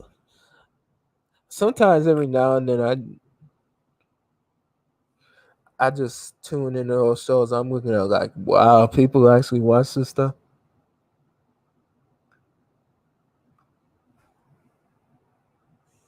Like those shows are just they're just so disgusting. Like the way they just portray black people as a whole, like the way they talk, the way they dress is just ugh. Like who watches this stuff?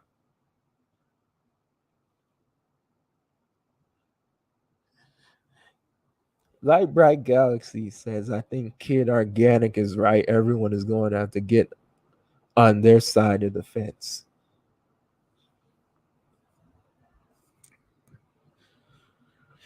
At the rate we're going, this but if this Trump thing does get overturned, if you think it's bad now, oh, it's going to get really interesting, and it really sucks for me because I'm full. Practically, my whole city is Biden and Kamala supporters, so I'm screwed basically.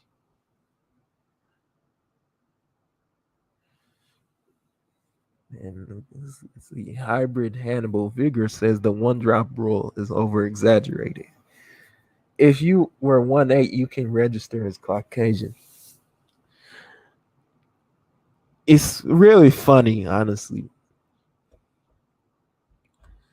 The lengths that they were willing to go to just declassify people that had Negro blood in them as black. It just basically is the ultimate contradiction to that whole "oh, we get treated better" argument. If they really loved us that much, then why did they go out of their way to kick us out?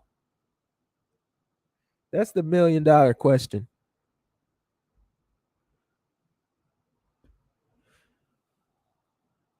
If they really and here's another thing. We always hear about how much we earn, but let's just think of it like this. When is the last time a quote unquote white man with a whole bunch of assets and everything died, and those assets went to either his mixed son or daughter? Can anybody bring up a story of that happening? Anybody? Because I can't think of it. Where are these magical wealth, power, and light skin privilege reparations that these people talk about? Where is it?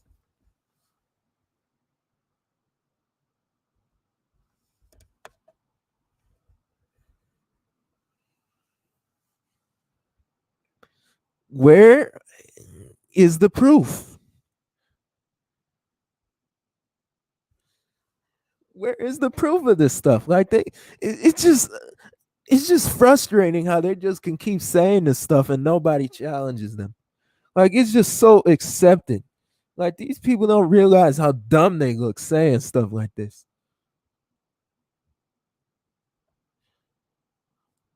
But if some people call, if a person like me calls it out, it makes me the bad guy.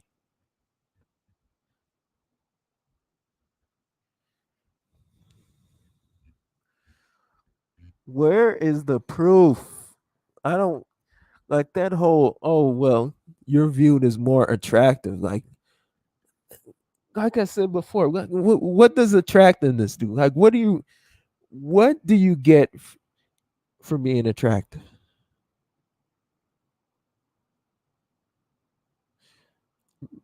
No, they don't get it. Like, I could see if like there was just this whole generation of light skinned people that were just that were just getting these rich white men like Jeff Bezos. I could see that if we were inheriting all this money, then yeah, you guys have a point. Yeah, light skin privilege exists.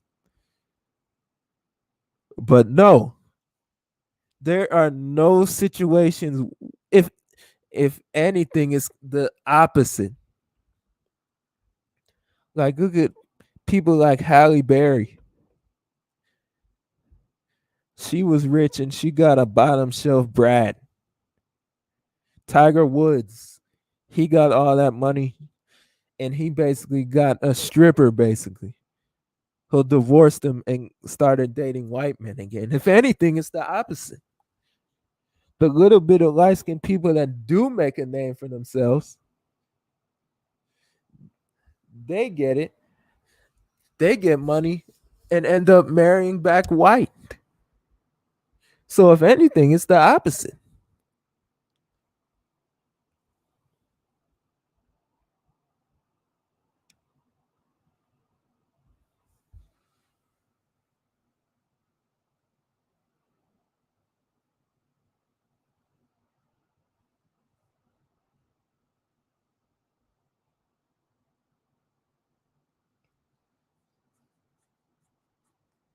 I'm not interested in attractiveness politics. I want to see where is his wealth and power, assets,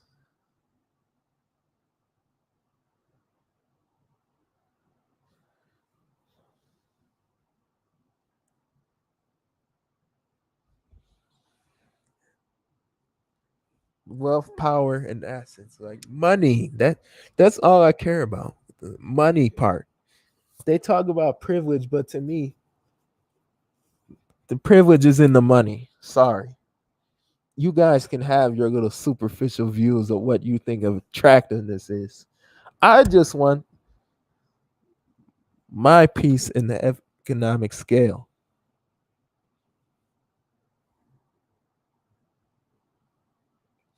Like these people, and if you want to be honest, if you look, a lot of them basically saying, like, I wish light skinned women would just pass over their light skin privilege of getting dark skinned men. I'm looking at, so we're getting somewhere. So that's basically what light skin privilege is in your eyes.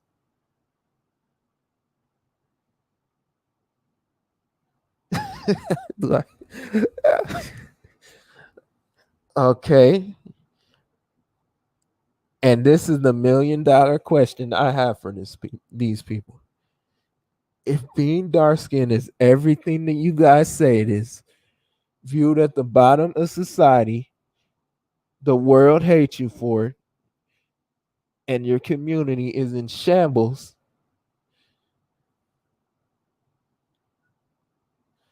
then what advantages do light skinned people really get from having procreating with you?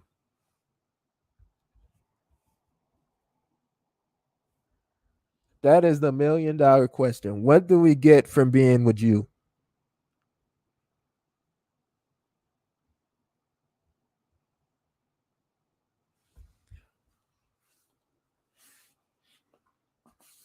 And when you ask them that question, they can't say anything because they know they're lying.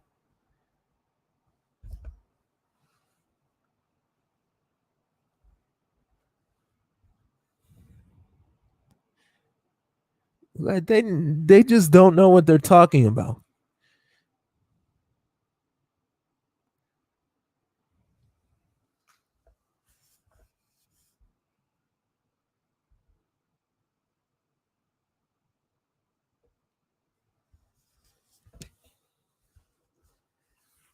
Okay, so Hybrid Hannibal Vigor says that intersexual hierarchy doesn't always work either. It can't account for black people being racist when a lot of it is, and we are a minority in a minority, so it's not power. It's not power. Light skinned people don't even have the, like I had a story. Uh, like this one guy said that light skinned people are as dark skinned people. Like what? No. How can the minority oppress the majority? That makes no sense whatsoever.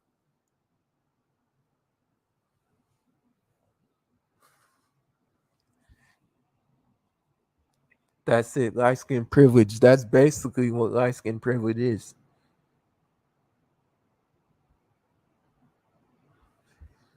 Being in rap videos.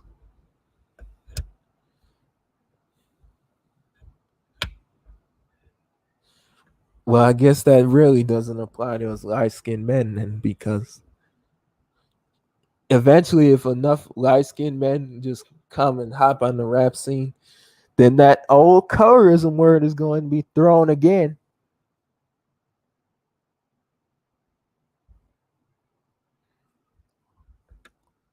Well, why are all these light skinned niggas taking over in the rap videos? These dark skinned niggas need to stop dating out so much. They're breeding their replacements.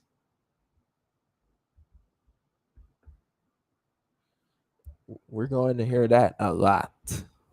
Trust me.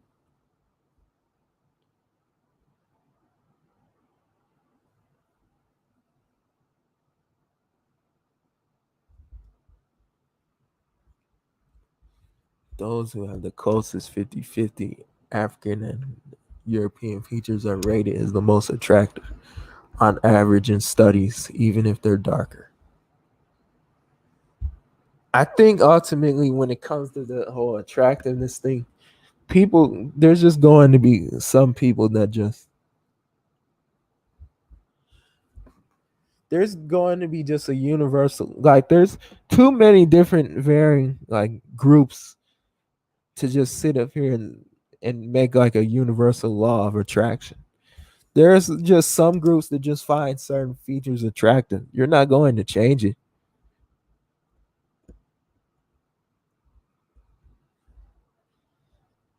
Let's be honest. Light skinned women, if you look at light skinned women, they're more of the exotic thing.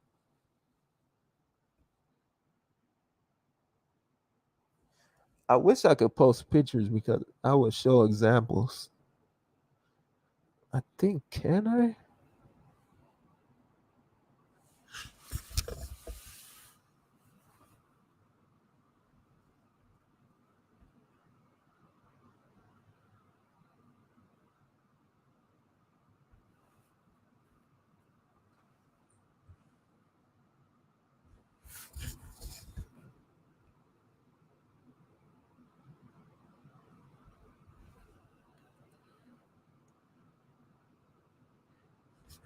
Let me see. I'm trying to see if I can pull something up here.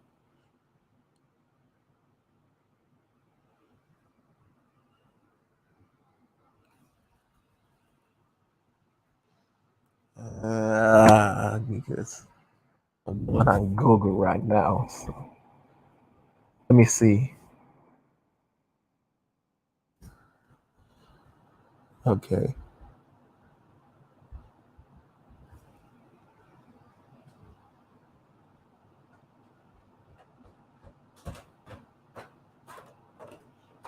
It's weird. I see people like they share screens, but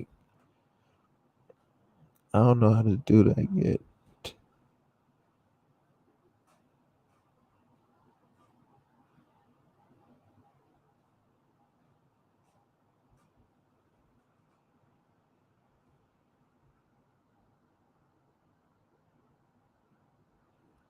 Okay, I can't really show it just yet.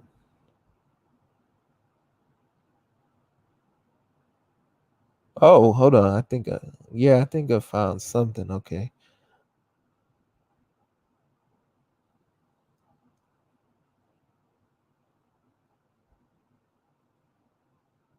Okay, see, now we're getting somewhere. All right. So you see this lady right here?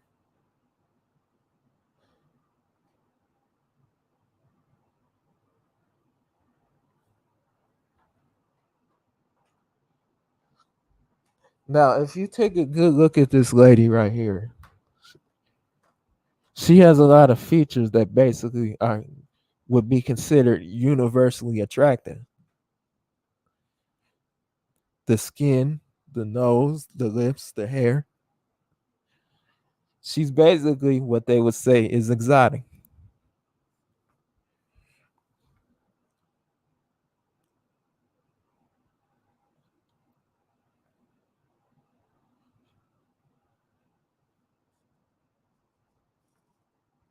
Let's hold on, I'm trying to think of somebody else. I got him pulled up on my phone.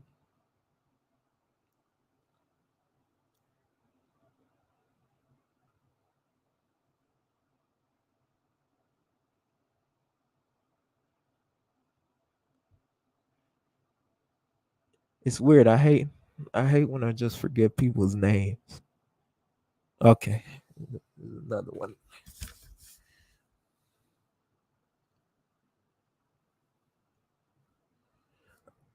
All right, let me just all right, here's another one.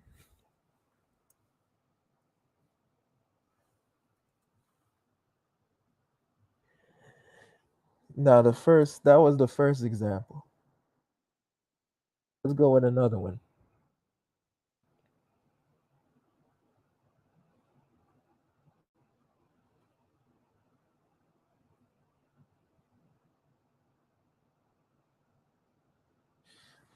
Now this young lady right here. Once again, it's the same thing. The the hair, the features, it's just she pretty much just falls along a lot of lines of what most groups will find attractive.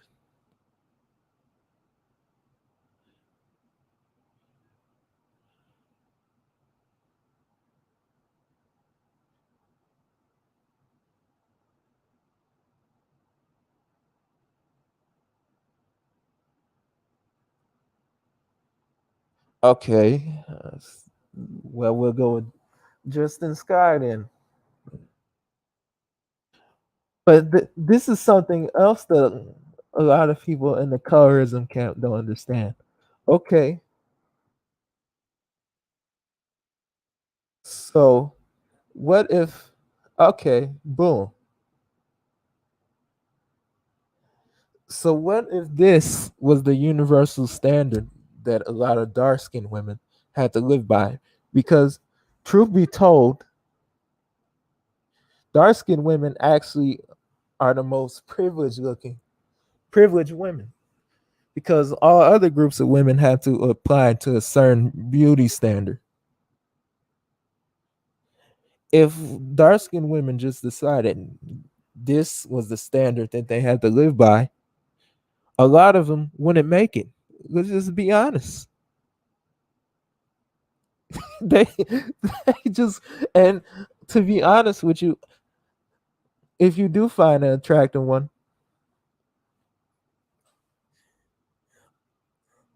they probably would be nitpicking with this lady. Oh, her hair is curly. Her nose isn't wide. Her lips aren't as big as ours. No, she's mixed with something. No, no, no. Don't pick her. Pick somebody else. She doesn't represent the full black woman.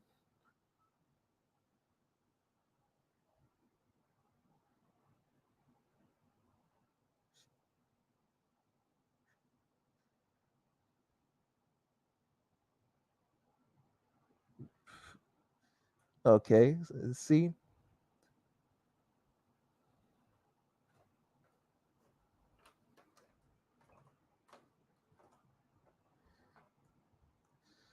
Now, if you honestly, if you take a good hard look at this lady, you can be 100% sure that there is an admixture in there. And if we just decided that, boom, this was the beauty standard, there's a lot of people in the colorism camp that would cancel this lady.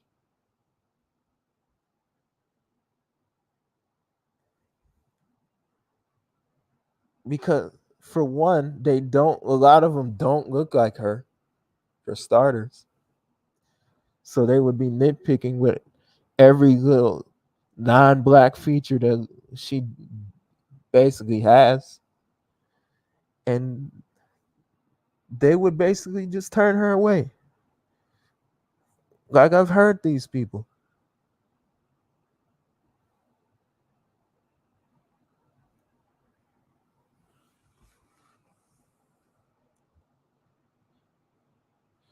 Well, yes, that's exactly what she says. They call them white women dipped in chocolate. That's basically what they say.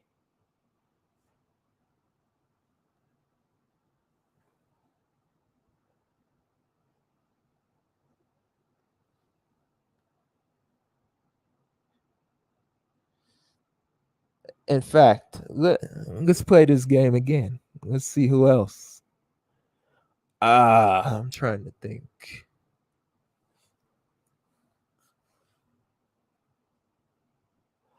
Uh,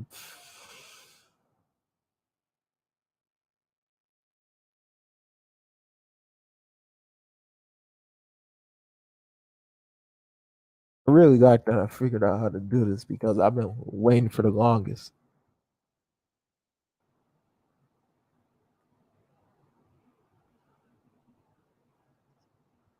Okay, this lady. So if this lady right here was the standard, once again, the colorism camp would take issue with it.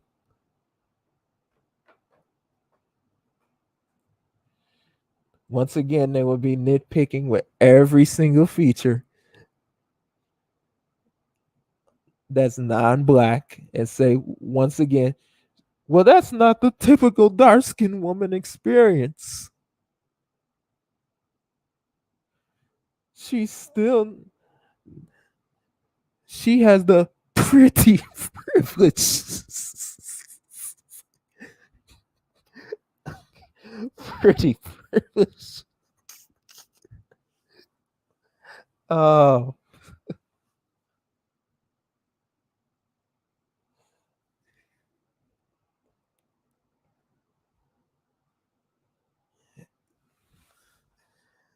the pretty privilege.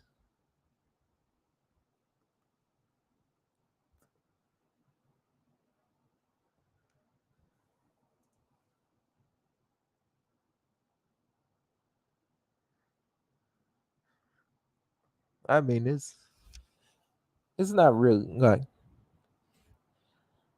to be honest with you, like most white people, most of them look alike. Honestly, they do. Even though, thanks to all this mixing that's going around, you're getting some that just have all these little weird curl patterns now, but they, for the most part, they look the same.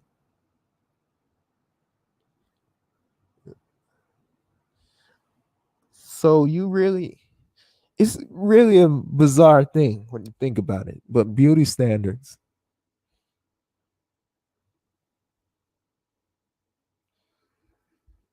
but it's like I said, there's just some people that would probably, light skinned people are just pretty much racially ambiguous. But in all honesty,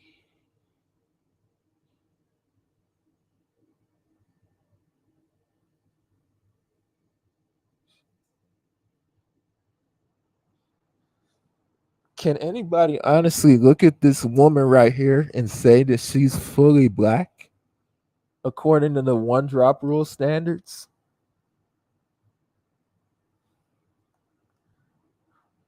I know a lot of the pookies would be like, yes, she's black. She's black like us. Uh, looking at her, you can tell. No, no, she's just not. She's got black in her, but she looks ambiguous. Like you can't just sit up here and say that you see a woman like this and say that she's fully black. No.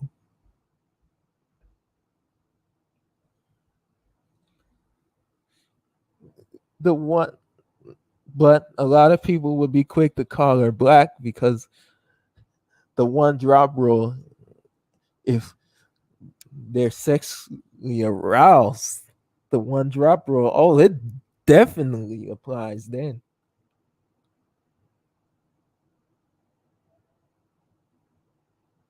Like this, like see, like look at this article. See, it's just problematic. Like looking at denying your light skin privilege is harmful to the black community. And look at it. Two people with varying phenotypes fighting under the same umbrella. It's just unnecessary.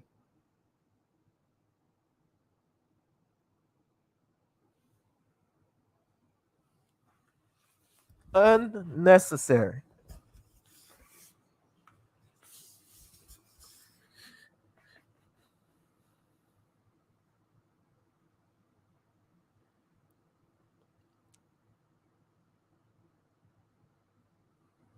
The same thing with this picture.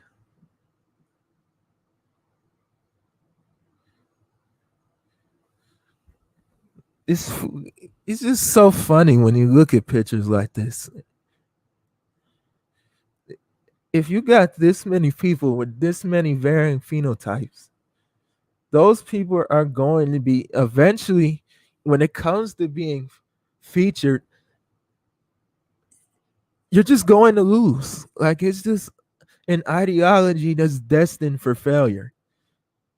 Like you can't just sit up here and tell me you see these five women and think they're in the same group.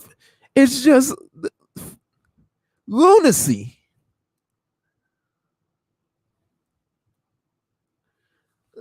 Just utter lunacy.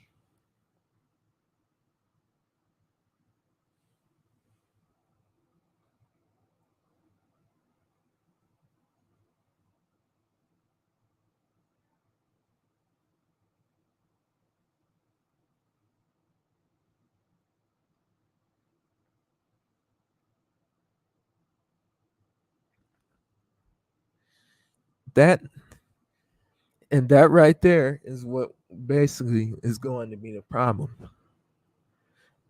And even if it does come to building economics, if light skinned people did just start all of a sudden just gaining wealth and power, then once again it would be that privilege word would be throughout.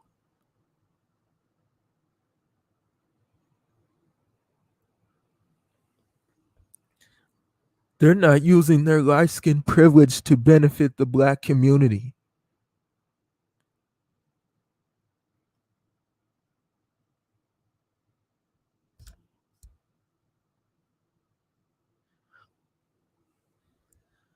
What up? I'm confused.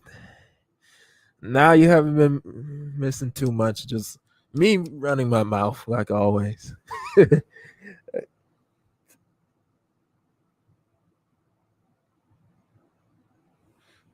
Well, I mean, if anybody gets money, they're getting women. I mean, that's the main thing that gets women. But most people don't have money. So if we eliminate that of the equation, then who's really winning out here?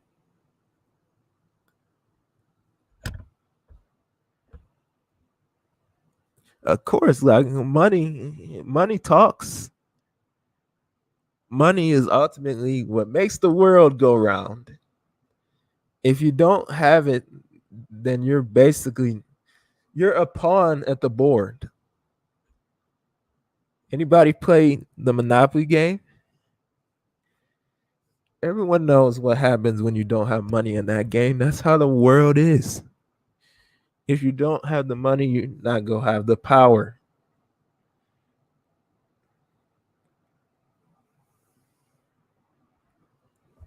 That's why this whole light skin privilege thing is just nonsense at the end of the day. Because if you don't have the money, you have no power. Sorry. No amount of pandering is going to change that.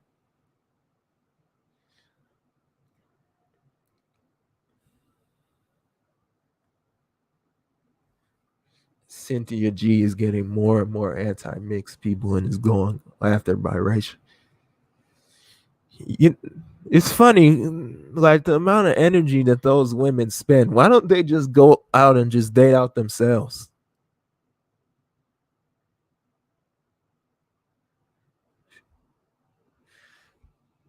Like why just keep crying about these dudes? Like it's not stopping it. Like some of these women act like that dark skinned dudes are just the only men on the planet.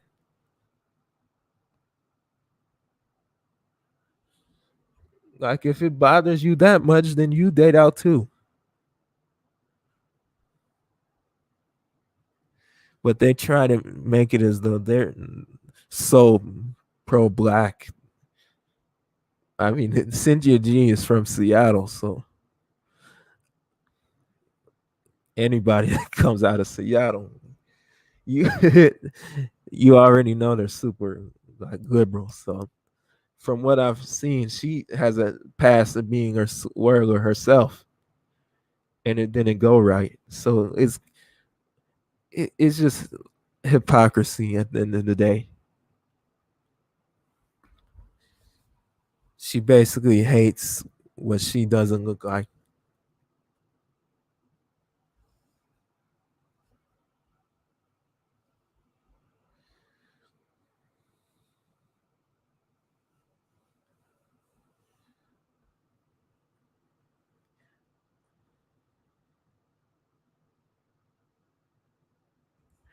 I heard some people saying that Drake be getting clapped because he's nice. At this point, I really don't know what they don't say about light skinned men at this point. They gotten so creative with the stuff. You gotta give it to them. They just think of a new way to emasculate us every day.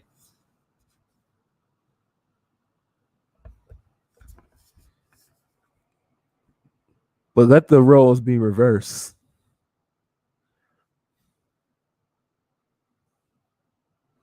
Oh, they would light us on fire if we talked about something with them being dark skinned. We would never hear the last of it.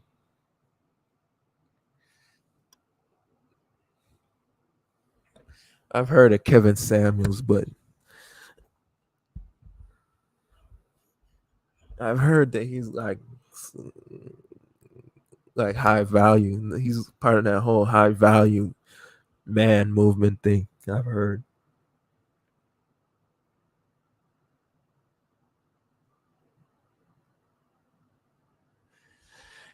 That whole high value argument is interesting.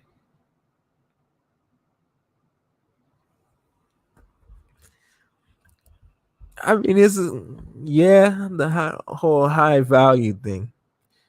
If you make a certain amount, you're high value. If not, no. But honestly, there's a lot of dudes that make money that aren't. So is Future high value because he has money? Like those rappers, they would be considered high value when they practically have a new baby mama practically every other week. So because they have money, they're high value.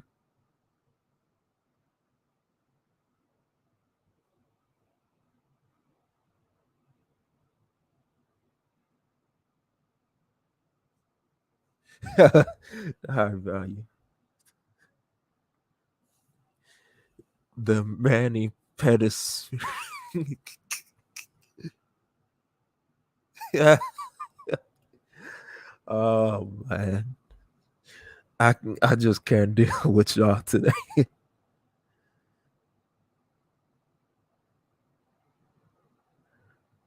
I mean, not to. Uh, okay, I'm sorry, but I said I was going to go there today, so we're about to go there.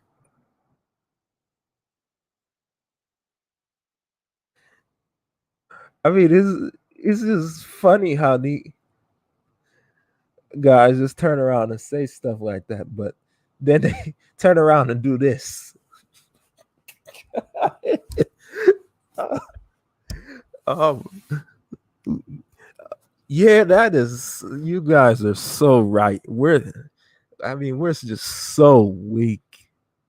You guys are the real kings.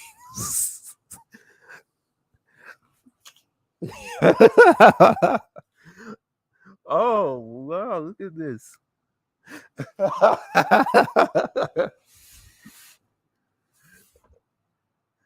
That is an ESPN magazine with Ricky Williams, the old running back. Oh, I think we might need to make a meme out of this one. Oh, oh, look at what kind of craziness is this? Woo! Yeah, that's what you already call it? Teen dark skin? Yeah, that's teen dark skin right there. Look at him. Look at that. Yeah, he the bride. Look at that. Yeah, where's the ring on the finger, brother? Where is it?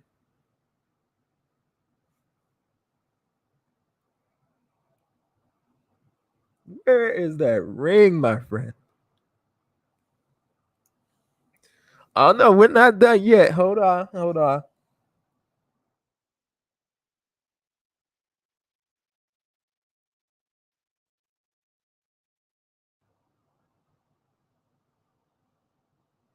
We are not done yet, ladies and gentlemen.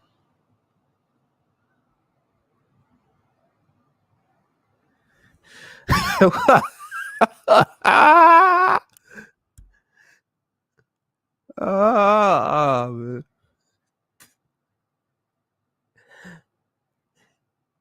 Yeah, man. I mean, you gotta realize these are we're the soft ones. Remember?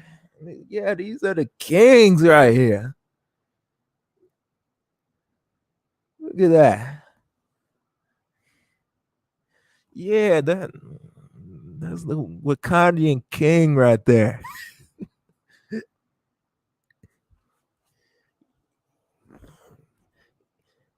Yeah, what Sergeant Willie P said.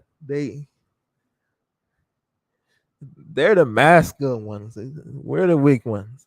The Drakes crying in the mirror all day. Yeah, we're the feminine one.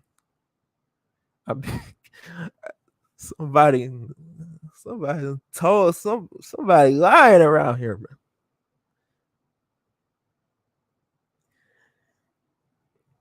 I mean, look at this. This is Lil Nas. Like I, when I first saw this picture, I didn't believe it at first.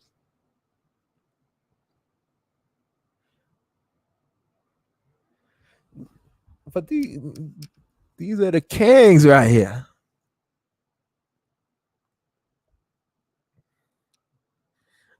Those are the Wakandan kings that Sarge Willie P be talking about. The black masculinity, light skinned dudes. Submit, bro. Submit.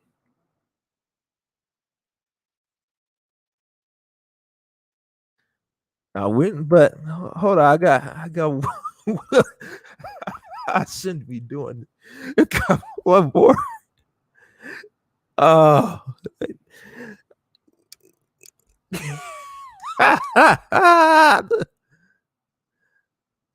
uh,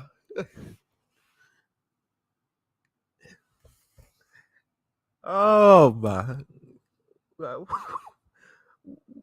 What?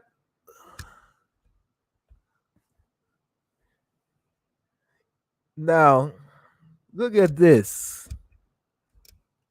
This look.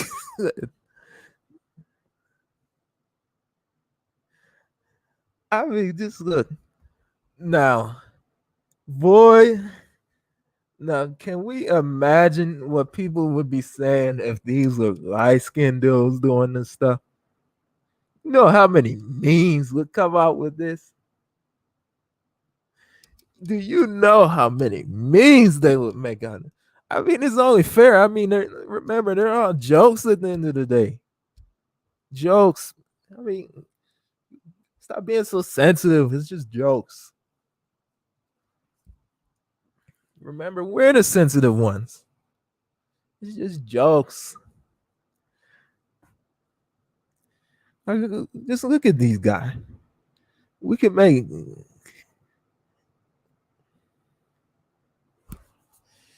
Now, should we make memes out of this?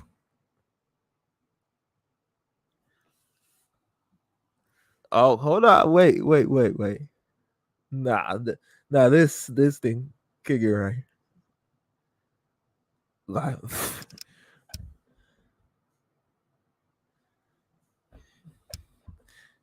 good grief. Just look at that.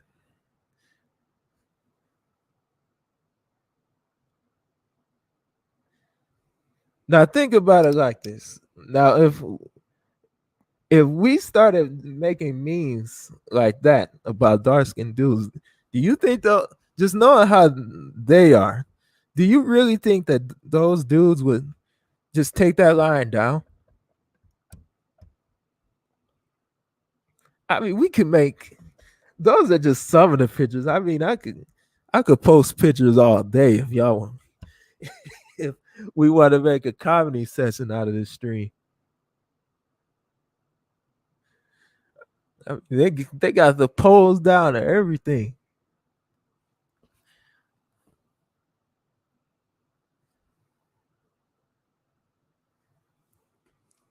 I mean, you gotta give it to them, man. I mean, they had that polls down packed. I'm like, dang. I mean, that look like something that would come straight out of Atlanta, though. I mean, we all know how Atlanta is. Yeah, yeah, Atlanta. From what I heard, Atlanta is just real bad with that. I heard those dudes are so sweet out there. They just be going full out, dress and drag and all kinds of crazy stuff. But you want to know who be doing it though? It just it makes you wonder, like, where does this stuff be coming from? This whole effeminate thing.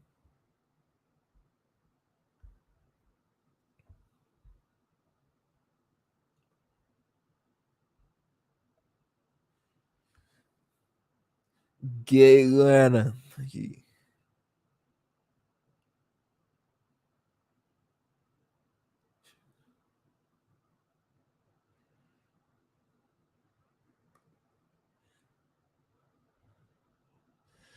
Somebody gotta tell me something. What?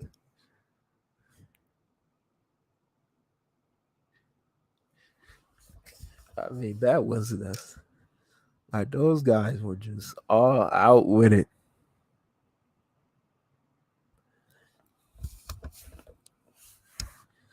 If you ain't strapped up down there, you done caught about 5 things. I mean, I've heard a lot of scary stories about Atlanta. I don't even know if I could live in a place like that, because they they just be like, you would never guess it how a lot of them be looking at me too.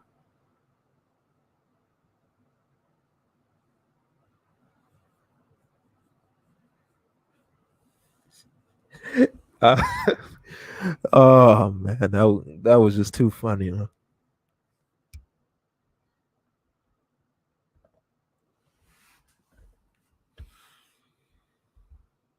But hey, I mean, those are the guys. Those are the guys that they view as that's the most masculine right there, man. I mean, you can't get mad at them.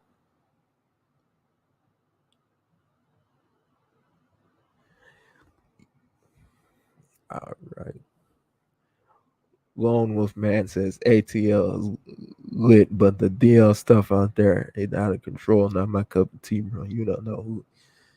Yep, and who and what group of men is in Atlanta the most? For all these people that keep crying that light skinned men are so effeminate.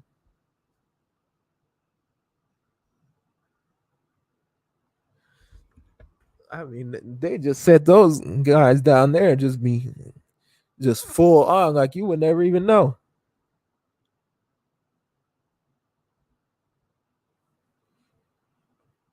You would never even know how they be having the dresses, the implants, and everything. And they got the money too. That's the scary thing.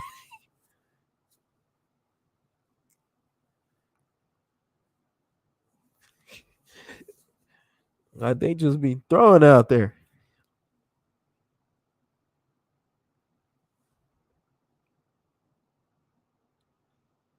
I mean, I couldn't live in a place like that, honestly, because I know something like that would just be traumatizing after a while. I know I be seeing there. I mean, it's there's some of them from like in my own personal life. Like I see way more gay dark skinned dudes.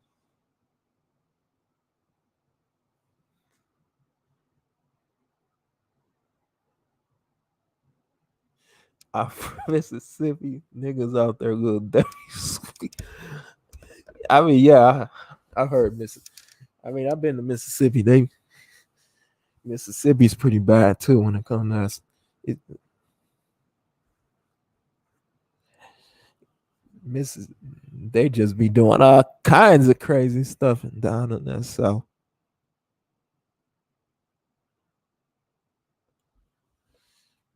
You couldn't. I could not dare deal with all that nonsense. That's just not for me, bro.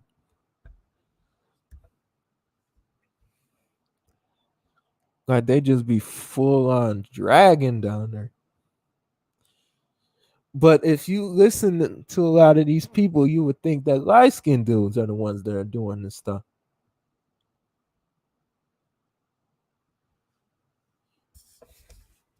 Like light skinned, one light skinned man does something and it's a representative of all of us.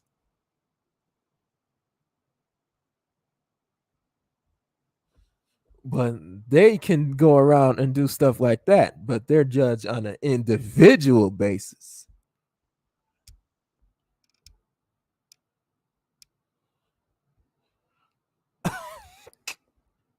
I seen a almost 7 foot tall at Kroger with a thought.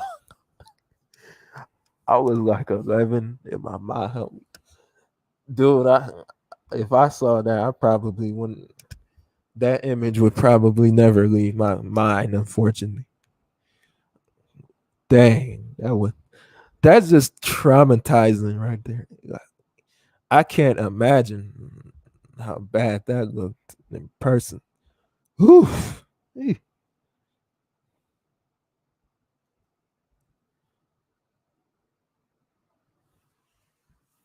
Oh man, I'm just shaking just thinking about it.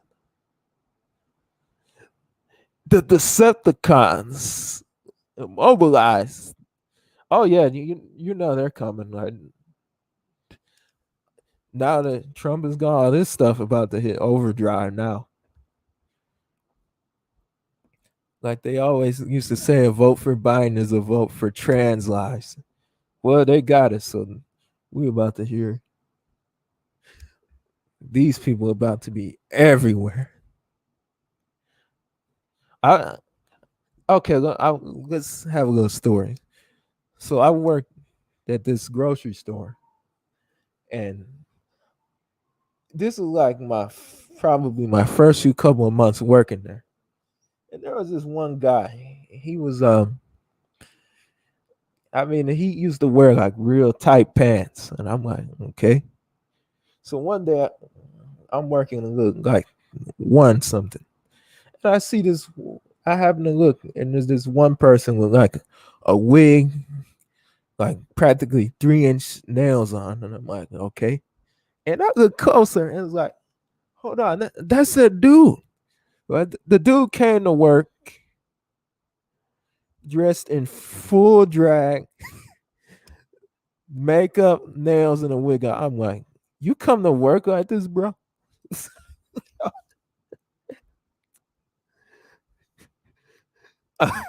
Oh, I'm not lying, man. I'm not lying. He came to work with makeup, nails, hair, the whole shebang.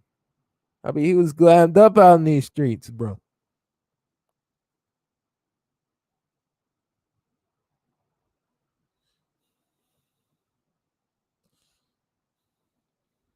Uh, I'm like, you come to work like this, dude.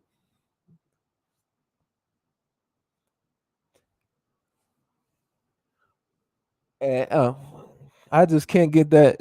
I was so shocked. I'm like, this dude lost his rabbit mind. I'm looking like this don't make no sense, bro. And you about to see, and don't say nothing about it. Oh no, you can't say nothing. And now that Trump is gone, oh, it's about to get rough out in these streets. It's like G Larry said, the Decepticons are about to be out full blast. They're about to be on all the cartoons, all the movies. I mean, it's about to get real out here.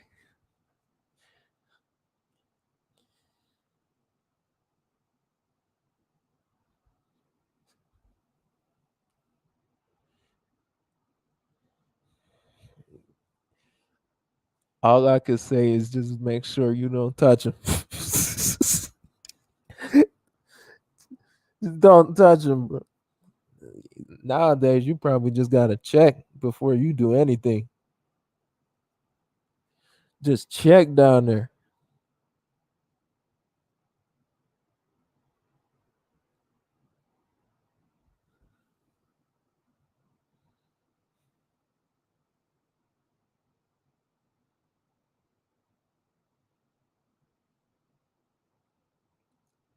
It's very misleading when you point to anywhere else except for the source of where it could come from. There's only one group that generates that culture.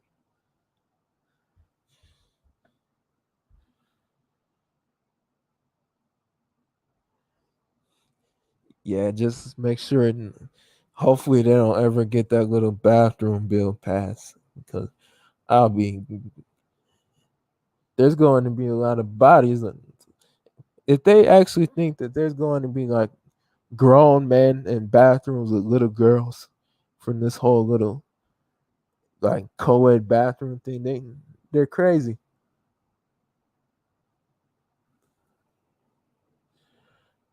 Can we talk a minute about colorism?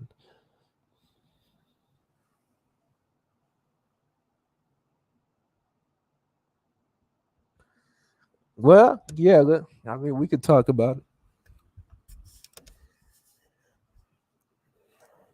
I mean, if you look honestly, nowadays it's pretty much like this.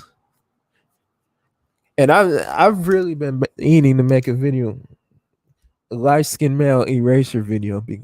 I've been meaning to make that video for a long time now because it's like I always say, light skinned men are really just an underrepresented minority in the media.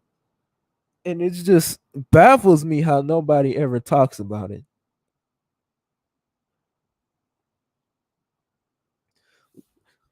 Like nobody can ever point to a patriarchal movie role with a light skinned man. But according to the black community, light skinned men are so privileged. But at the same time, light skinned men are not represented like that. So how can we be privileged if we're not even represented? That makes no sense to me at all. I mean, there's not even light skinned male superheroes. There's barely even light skinned male video game characters. For all my gamers out there.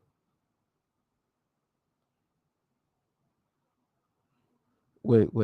What?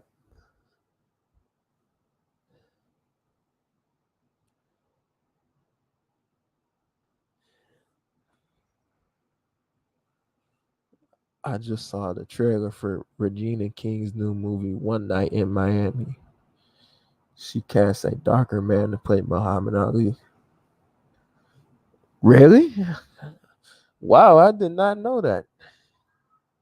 So I guess they're still doing it, obviously.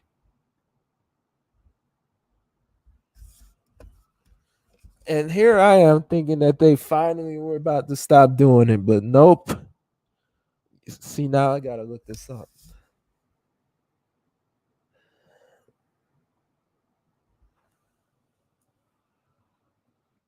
All right, just give me a second here.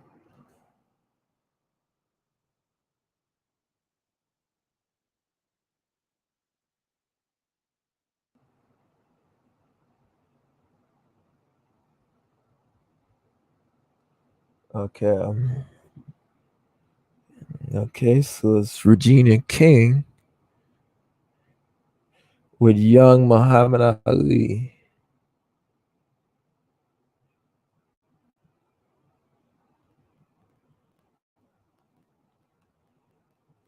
What it's weird. I never even heard of this movie, which is odd to me.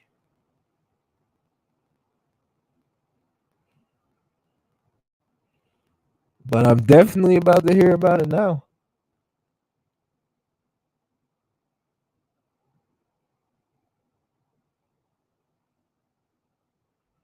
I, by the looks of it, it's called One Night in Miami.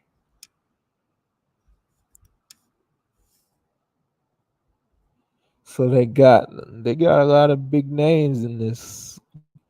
Muhammad Ali, Jim Brown, Malcolm X.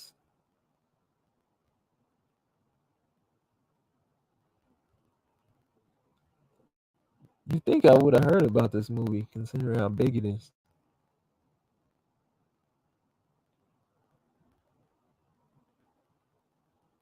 Eli Gorey. Okay, so I'm looking him up.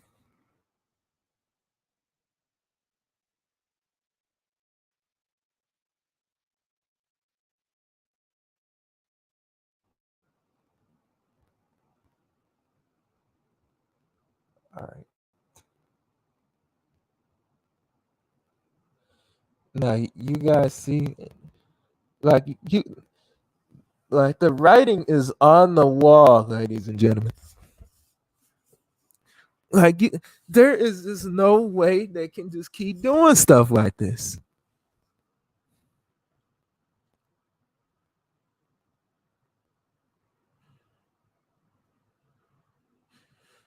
Now, does it? We all know what Muhammad Ali looks like.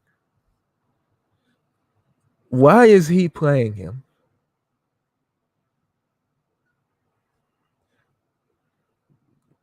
Like Muhammad Ali was not that dark.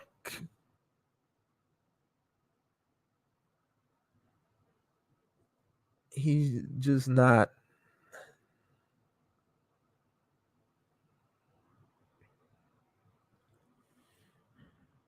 I mean, they tried, but honestly, they could have found so many more people.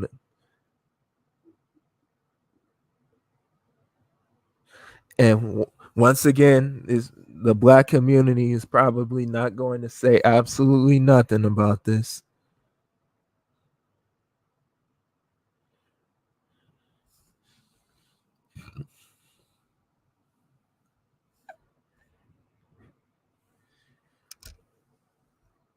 That's just not really.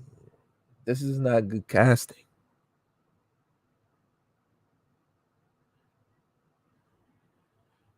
But there's no casting.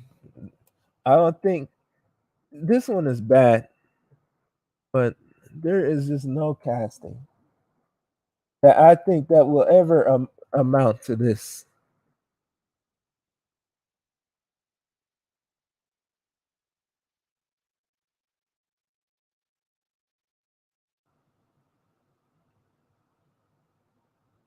Like,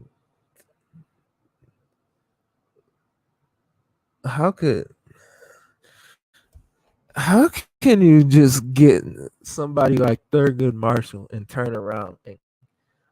I mean, I really hate to speak ill of Chadwick Boseman, but let's be no, just no, no, no. Like, you just cannot do that.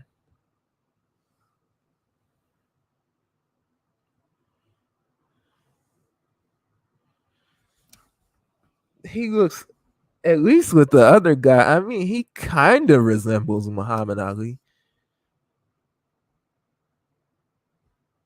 but Chadwick Boseman is third. Why would Chadwick Boseman even? I again, I hate to have to speak ill on him, but he know he had no business playing this role. Can you imagine the outrage? Well, actually, this isn't the first time.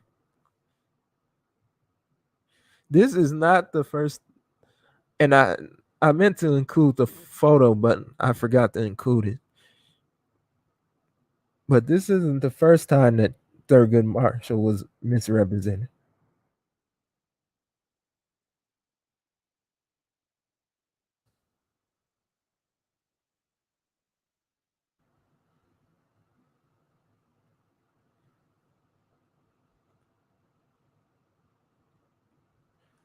Now, if you're telling that's not propaganda, then I don't know what is.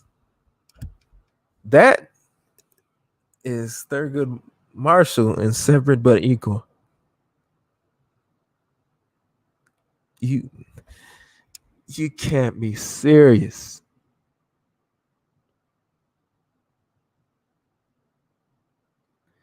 Like that's just unreal.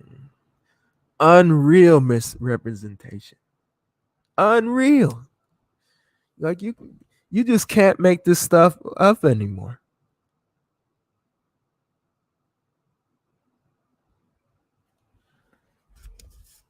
That is Chadwick. That is basically Thurgood Marshall in that movie. It's, like you can't even take the movie seriously.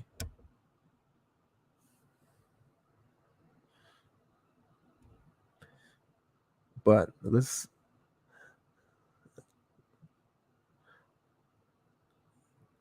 I meant to play this one, but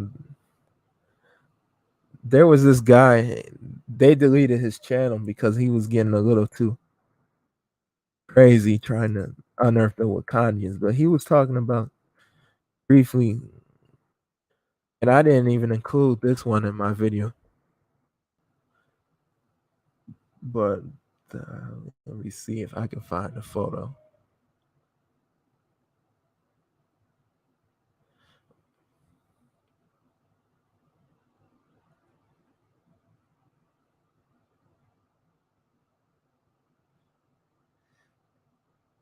And this is basically Angela Bassett playing Marie Laveau.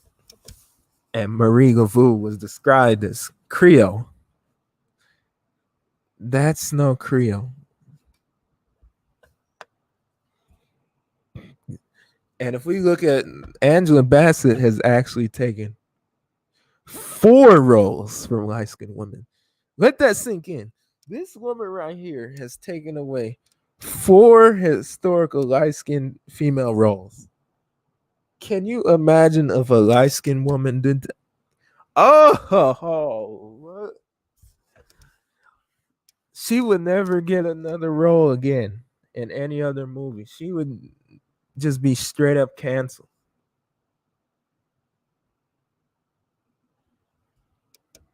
Angela Bassett has taken 4 historical roles from light-skinned women. Tina Turner, Coretta Scott King, Rosa Parks, and Marie Laveau. And the funny thing is, they know they do it wrong. So a lot of times, the second time around, that's when they get it right.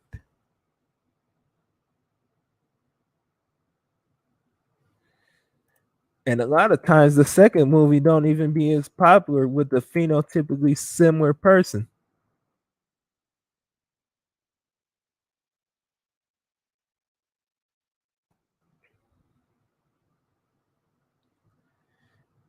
And then we got this movie. That is Barack Obama, ladies and gentlemen. Uh, oh no. That is Barack and Michelle Obama.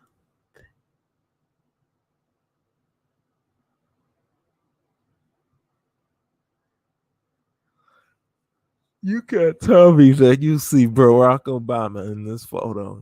They need to quit it. That is not Barack Obama. I guess they weren't kidding about Barack Obama was the first black president, according to the Hollywood media.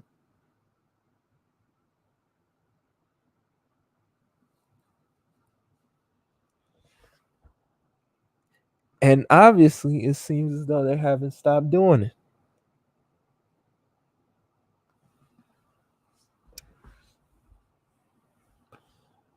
It's just, this stuff has just been going on for years.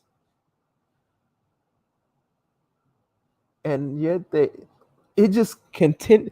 Let these light skinned saviors tell it. We're so privileged. Like you wouldn't, according to them, you would think they always say how represented we are. How? Where is it?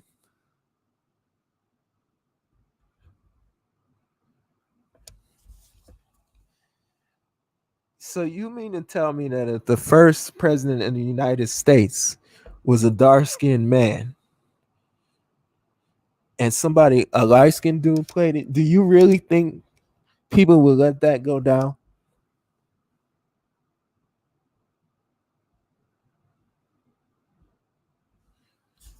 Would they? No. No, they would not.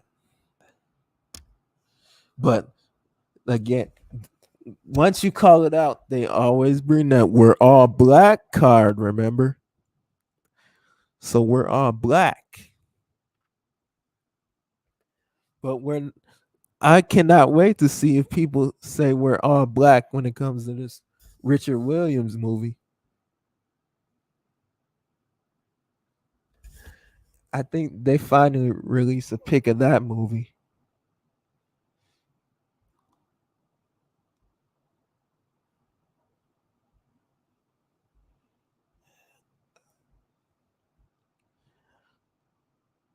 How do you become a I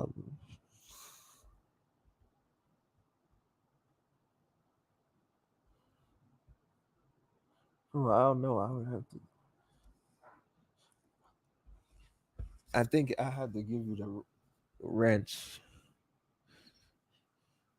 and I can't really give out wrenches right now because I got this whole multi-camera thing going.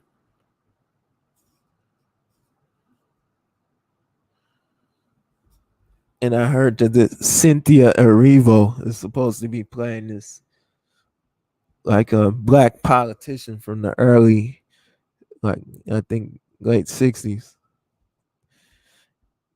I mean, that's Cynthia Erivo. She's playing a lot of historical roles. I wouldn't be surprised as soon she ends up playing a supposed light skinned woman's role. I can't wait to see if people protest for it.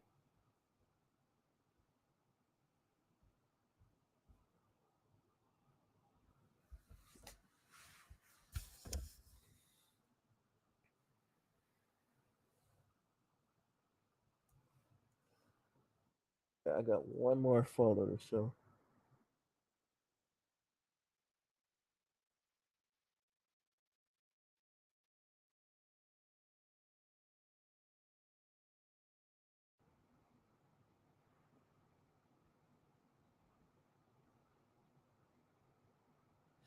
I cannot wait to see.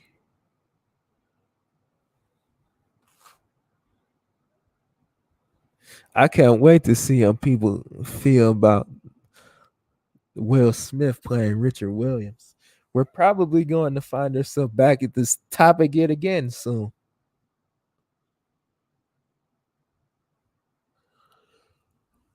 Yeah, Cynthia Erivo said a lot of things about American blacks, but as I say, as long as it's not a lighty,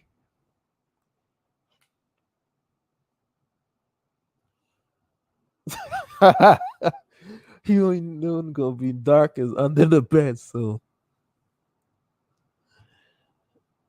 hey, at this rate, nothing surprises me. And of course, there won't be any pushback, so they're just going to keep doing it. But remember, we're all one drop rule. We're black, the one drop. But in reality, they don't believe the one drop rule their dang selves.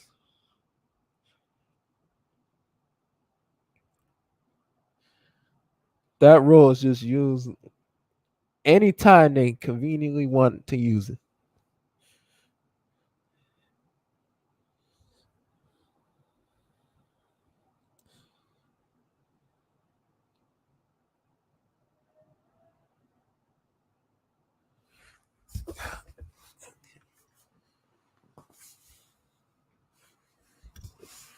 Looks like my laptop is dying. Honestly, they probably just need to leave these little biopic movies alone. Because if they're just going to keep casting people that look nothing like the person, then it really just doesn't. You're better off just not even doing it.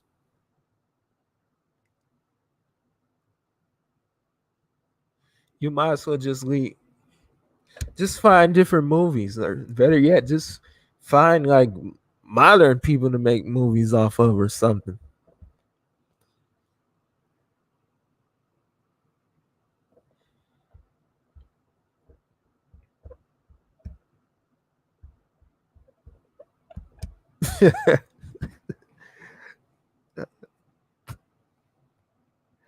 Oh,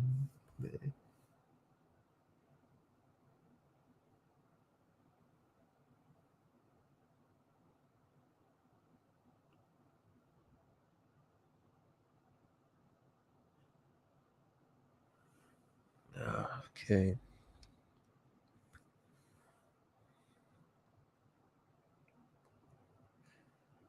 I'm trying to figure out how to get. Now my laptop is dying, so I might have to charge this thing up for a little bit. Cause yeah, getting ready to close.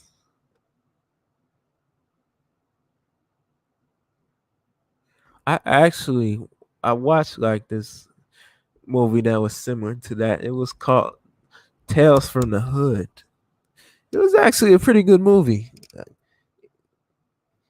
It's it's hard to really explain it. It's kind of like a horror movie, but it's like one of those situational horror movies, if that makes any sense.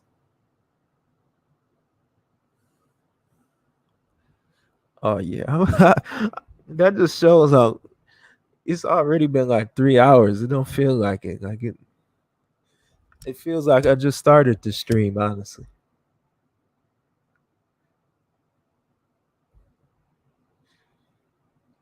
I did not realize it's been practically 3 hours already.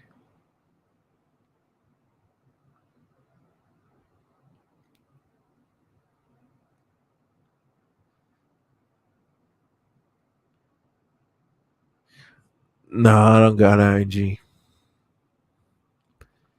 Well, at least not for this channel.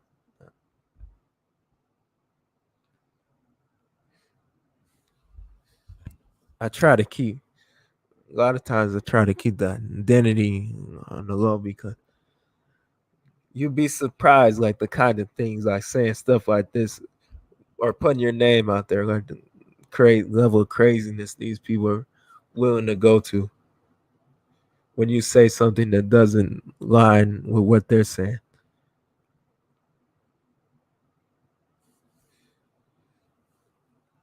Yeah, Netflix is like a magnet for like a,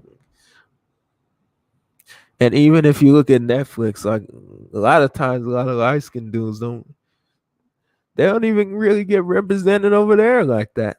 I do remember there's is this Christmas movie with Quincy Brown and Cat Graham that I might watch.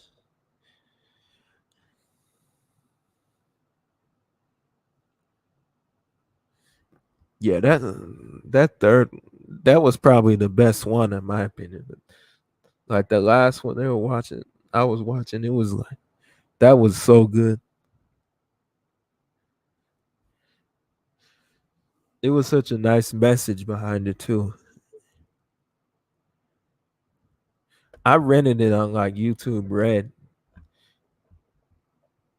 I would definitely advise anybody, especially if you're like religious, you definitely watch Tales from the Hood 3. In fact, I would recommend anybody, like anybody watch that. That was like a really good, well written and everything. The third one was like the best one I've seen at all.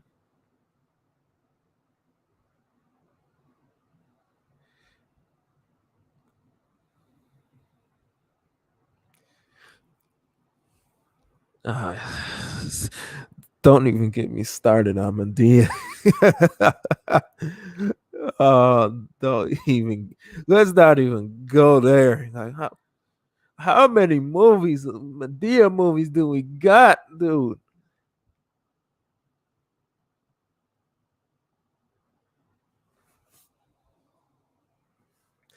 How many movies of Tyler Perry just prancing around in that dress are we going to get?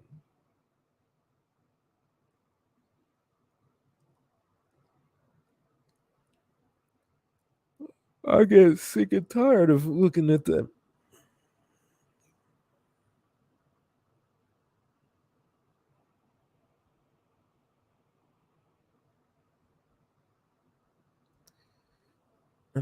Hold on, I'm trying to look at.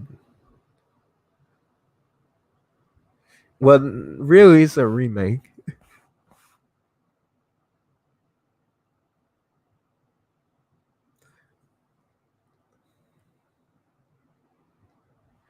Oh, see y'all getting me started again. I don't want to have to do this again, dude.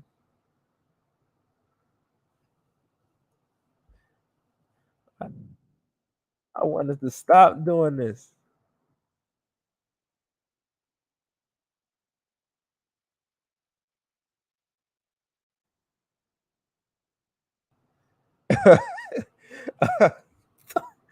Oh no, no. Oh, oh, oh, oh no. What kind of crazy, like, who watches this stuff? Oh, oh my,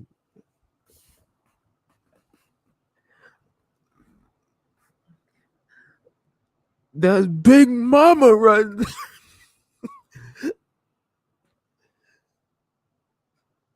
Big Mama go get you.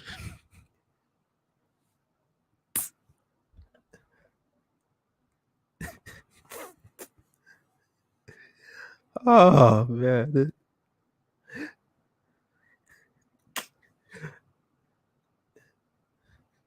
the granny panties.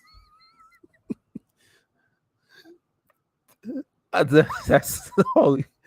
That's the only part I even remember from that franchise. I mean, honestly, I haven't seen none of these. I mean, I just could not really get that look out of my head.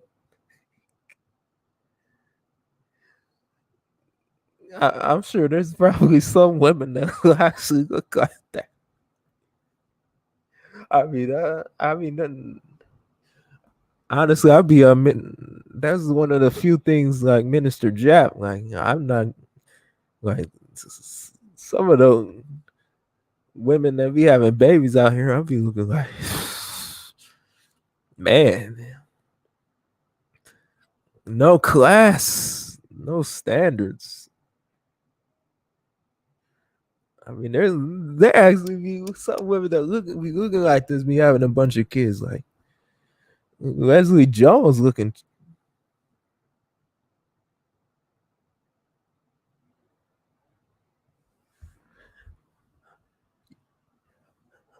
I don't know what Humphrey is. Who that called my name?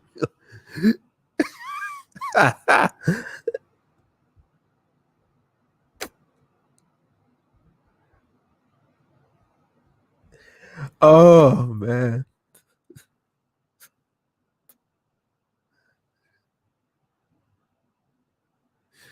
Oh no. See, I definitely, I'm not even going to. Don't even get me started on Leslie Jones. Like that's something else. Like I just be looking like some of these people just be having babies by anybody. Like, I don't see how you could see Leslie Jones and say, I'm going to have a family with her. Like, what? Like Leslie Jones is just not appealing in no way whatsoever.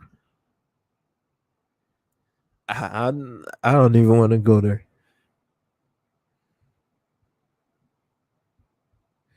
I really don't want to go there.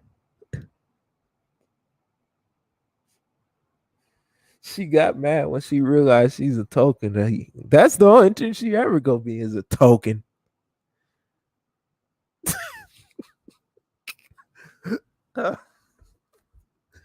Oh, oh no. I mean, anyways, y'all. As much as I hate that to stop the stream, my laptop is about to die. I really, I really hate to have to stop it when we're having so much fun over here. But it's getting late. My laptop is practically dead. I honestly cannot believe it's been 3 hours already. I really can't.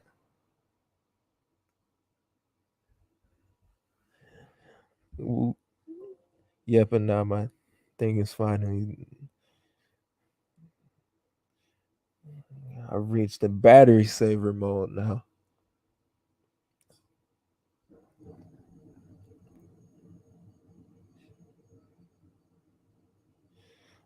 Oh, oh yeah, this was just a start trying to get.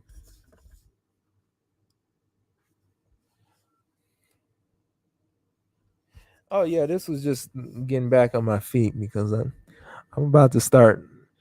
I got a whole line of videos that I'm about to start working on once this video is done.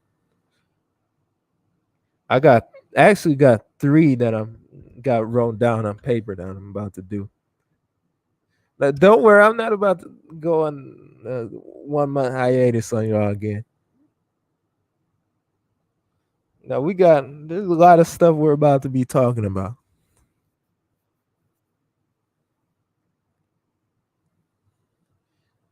It's about to get real interesting out here.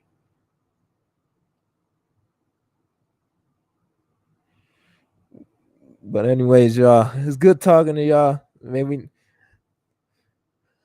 next stream we'll probably have like a. I'm gonna try to have a few more guests. I, hopefully, I wasn't too boring for y'all.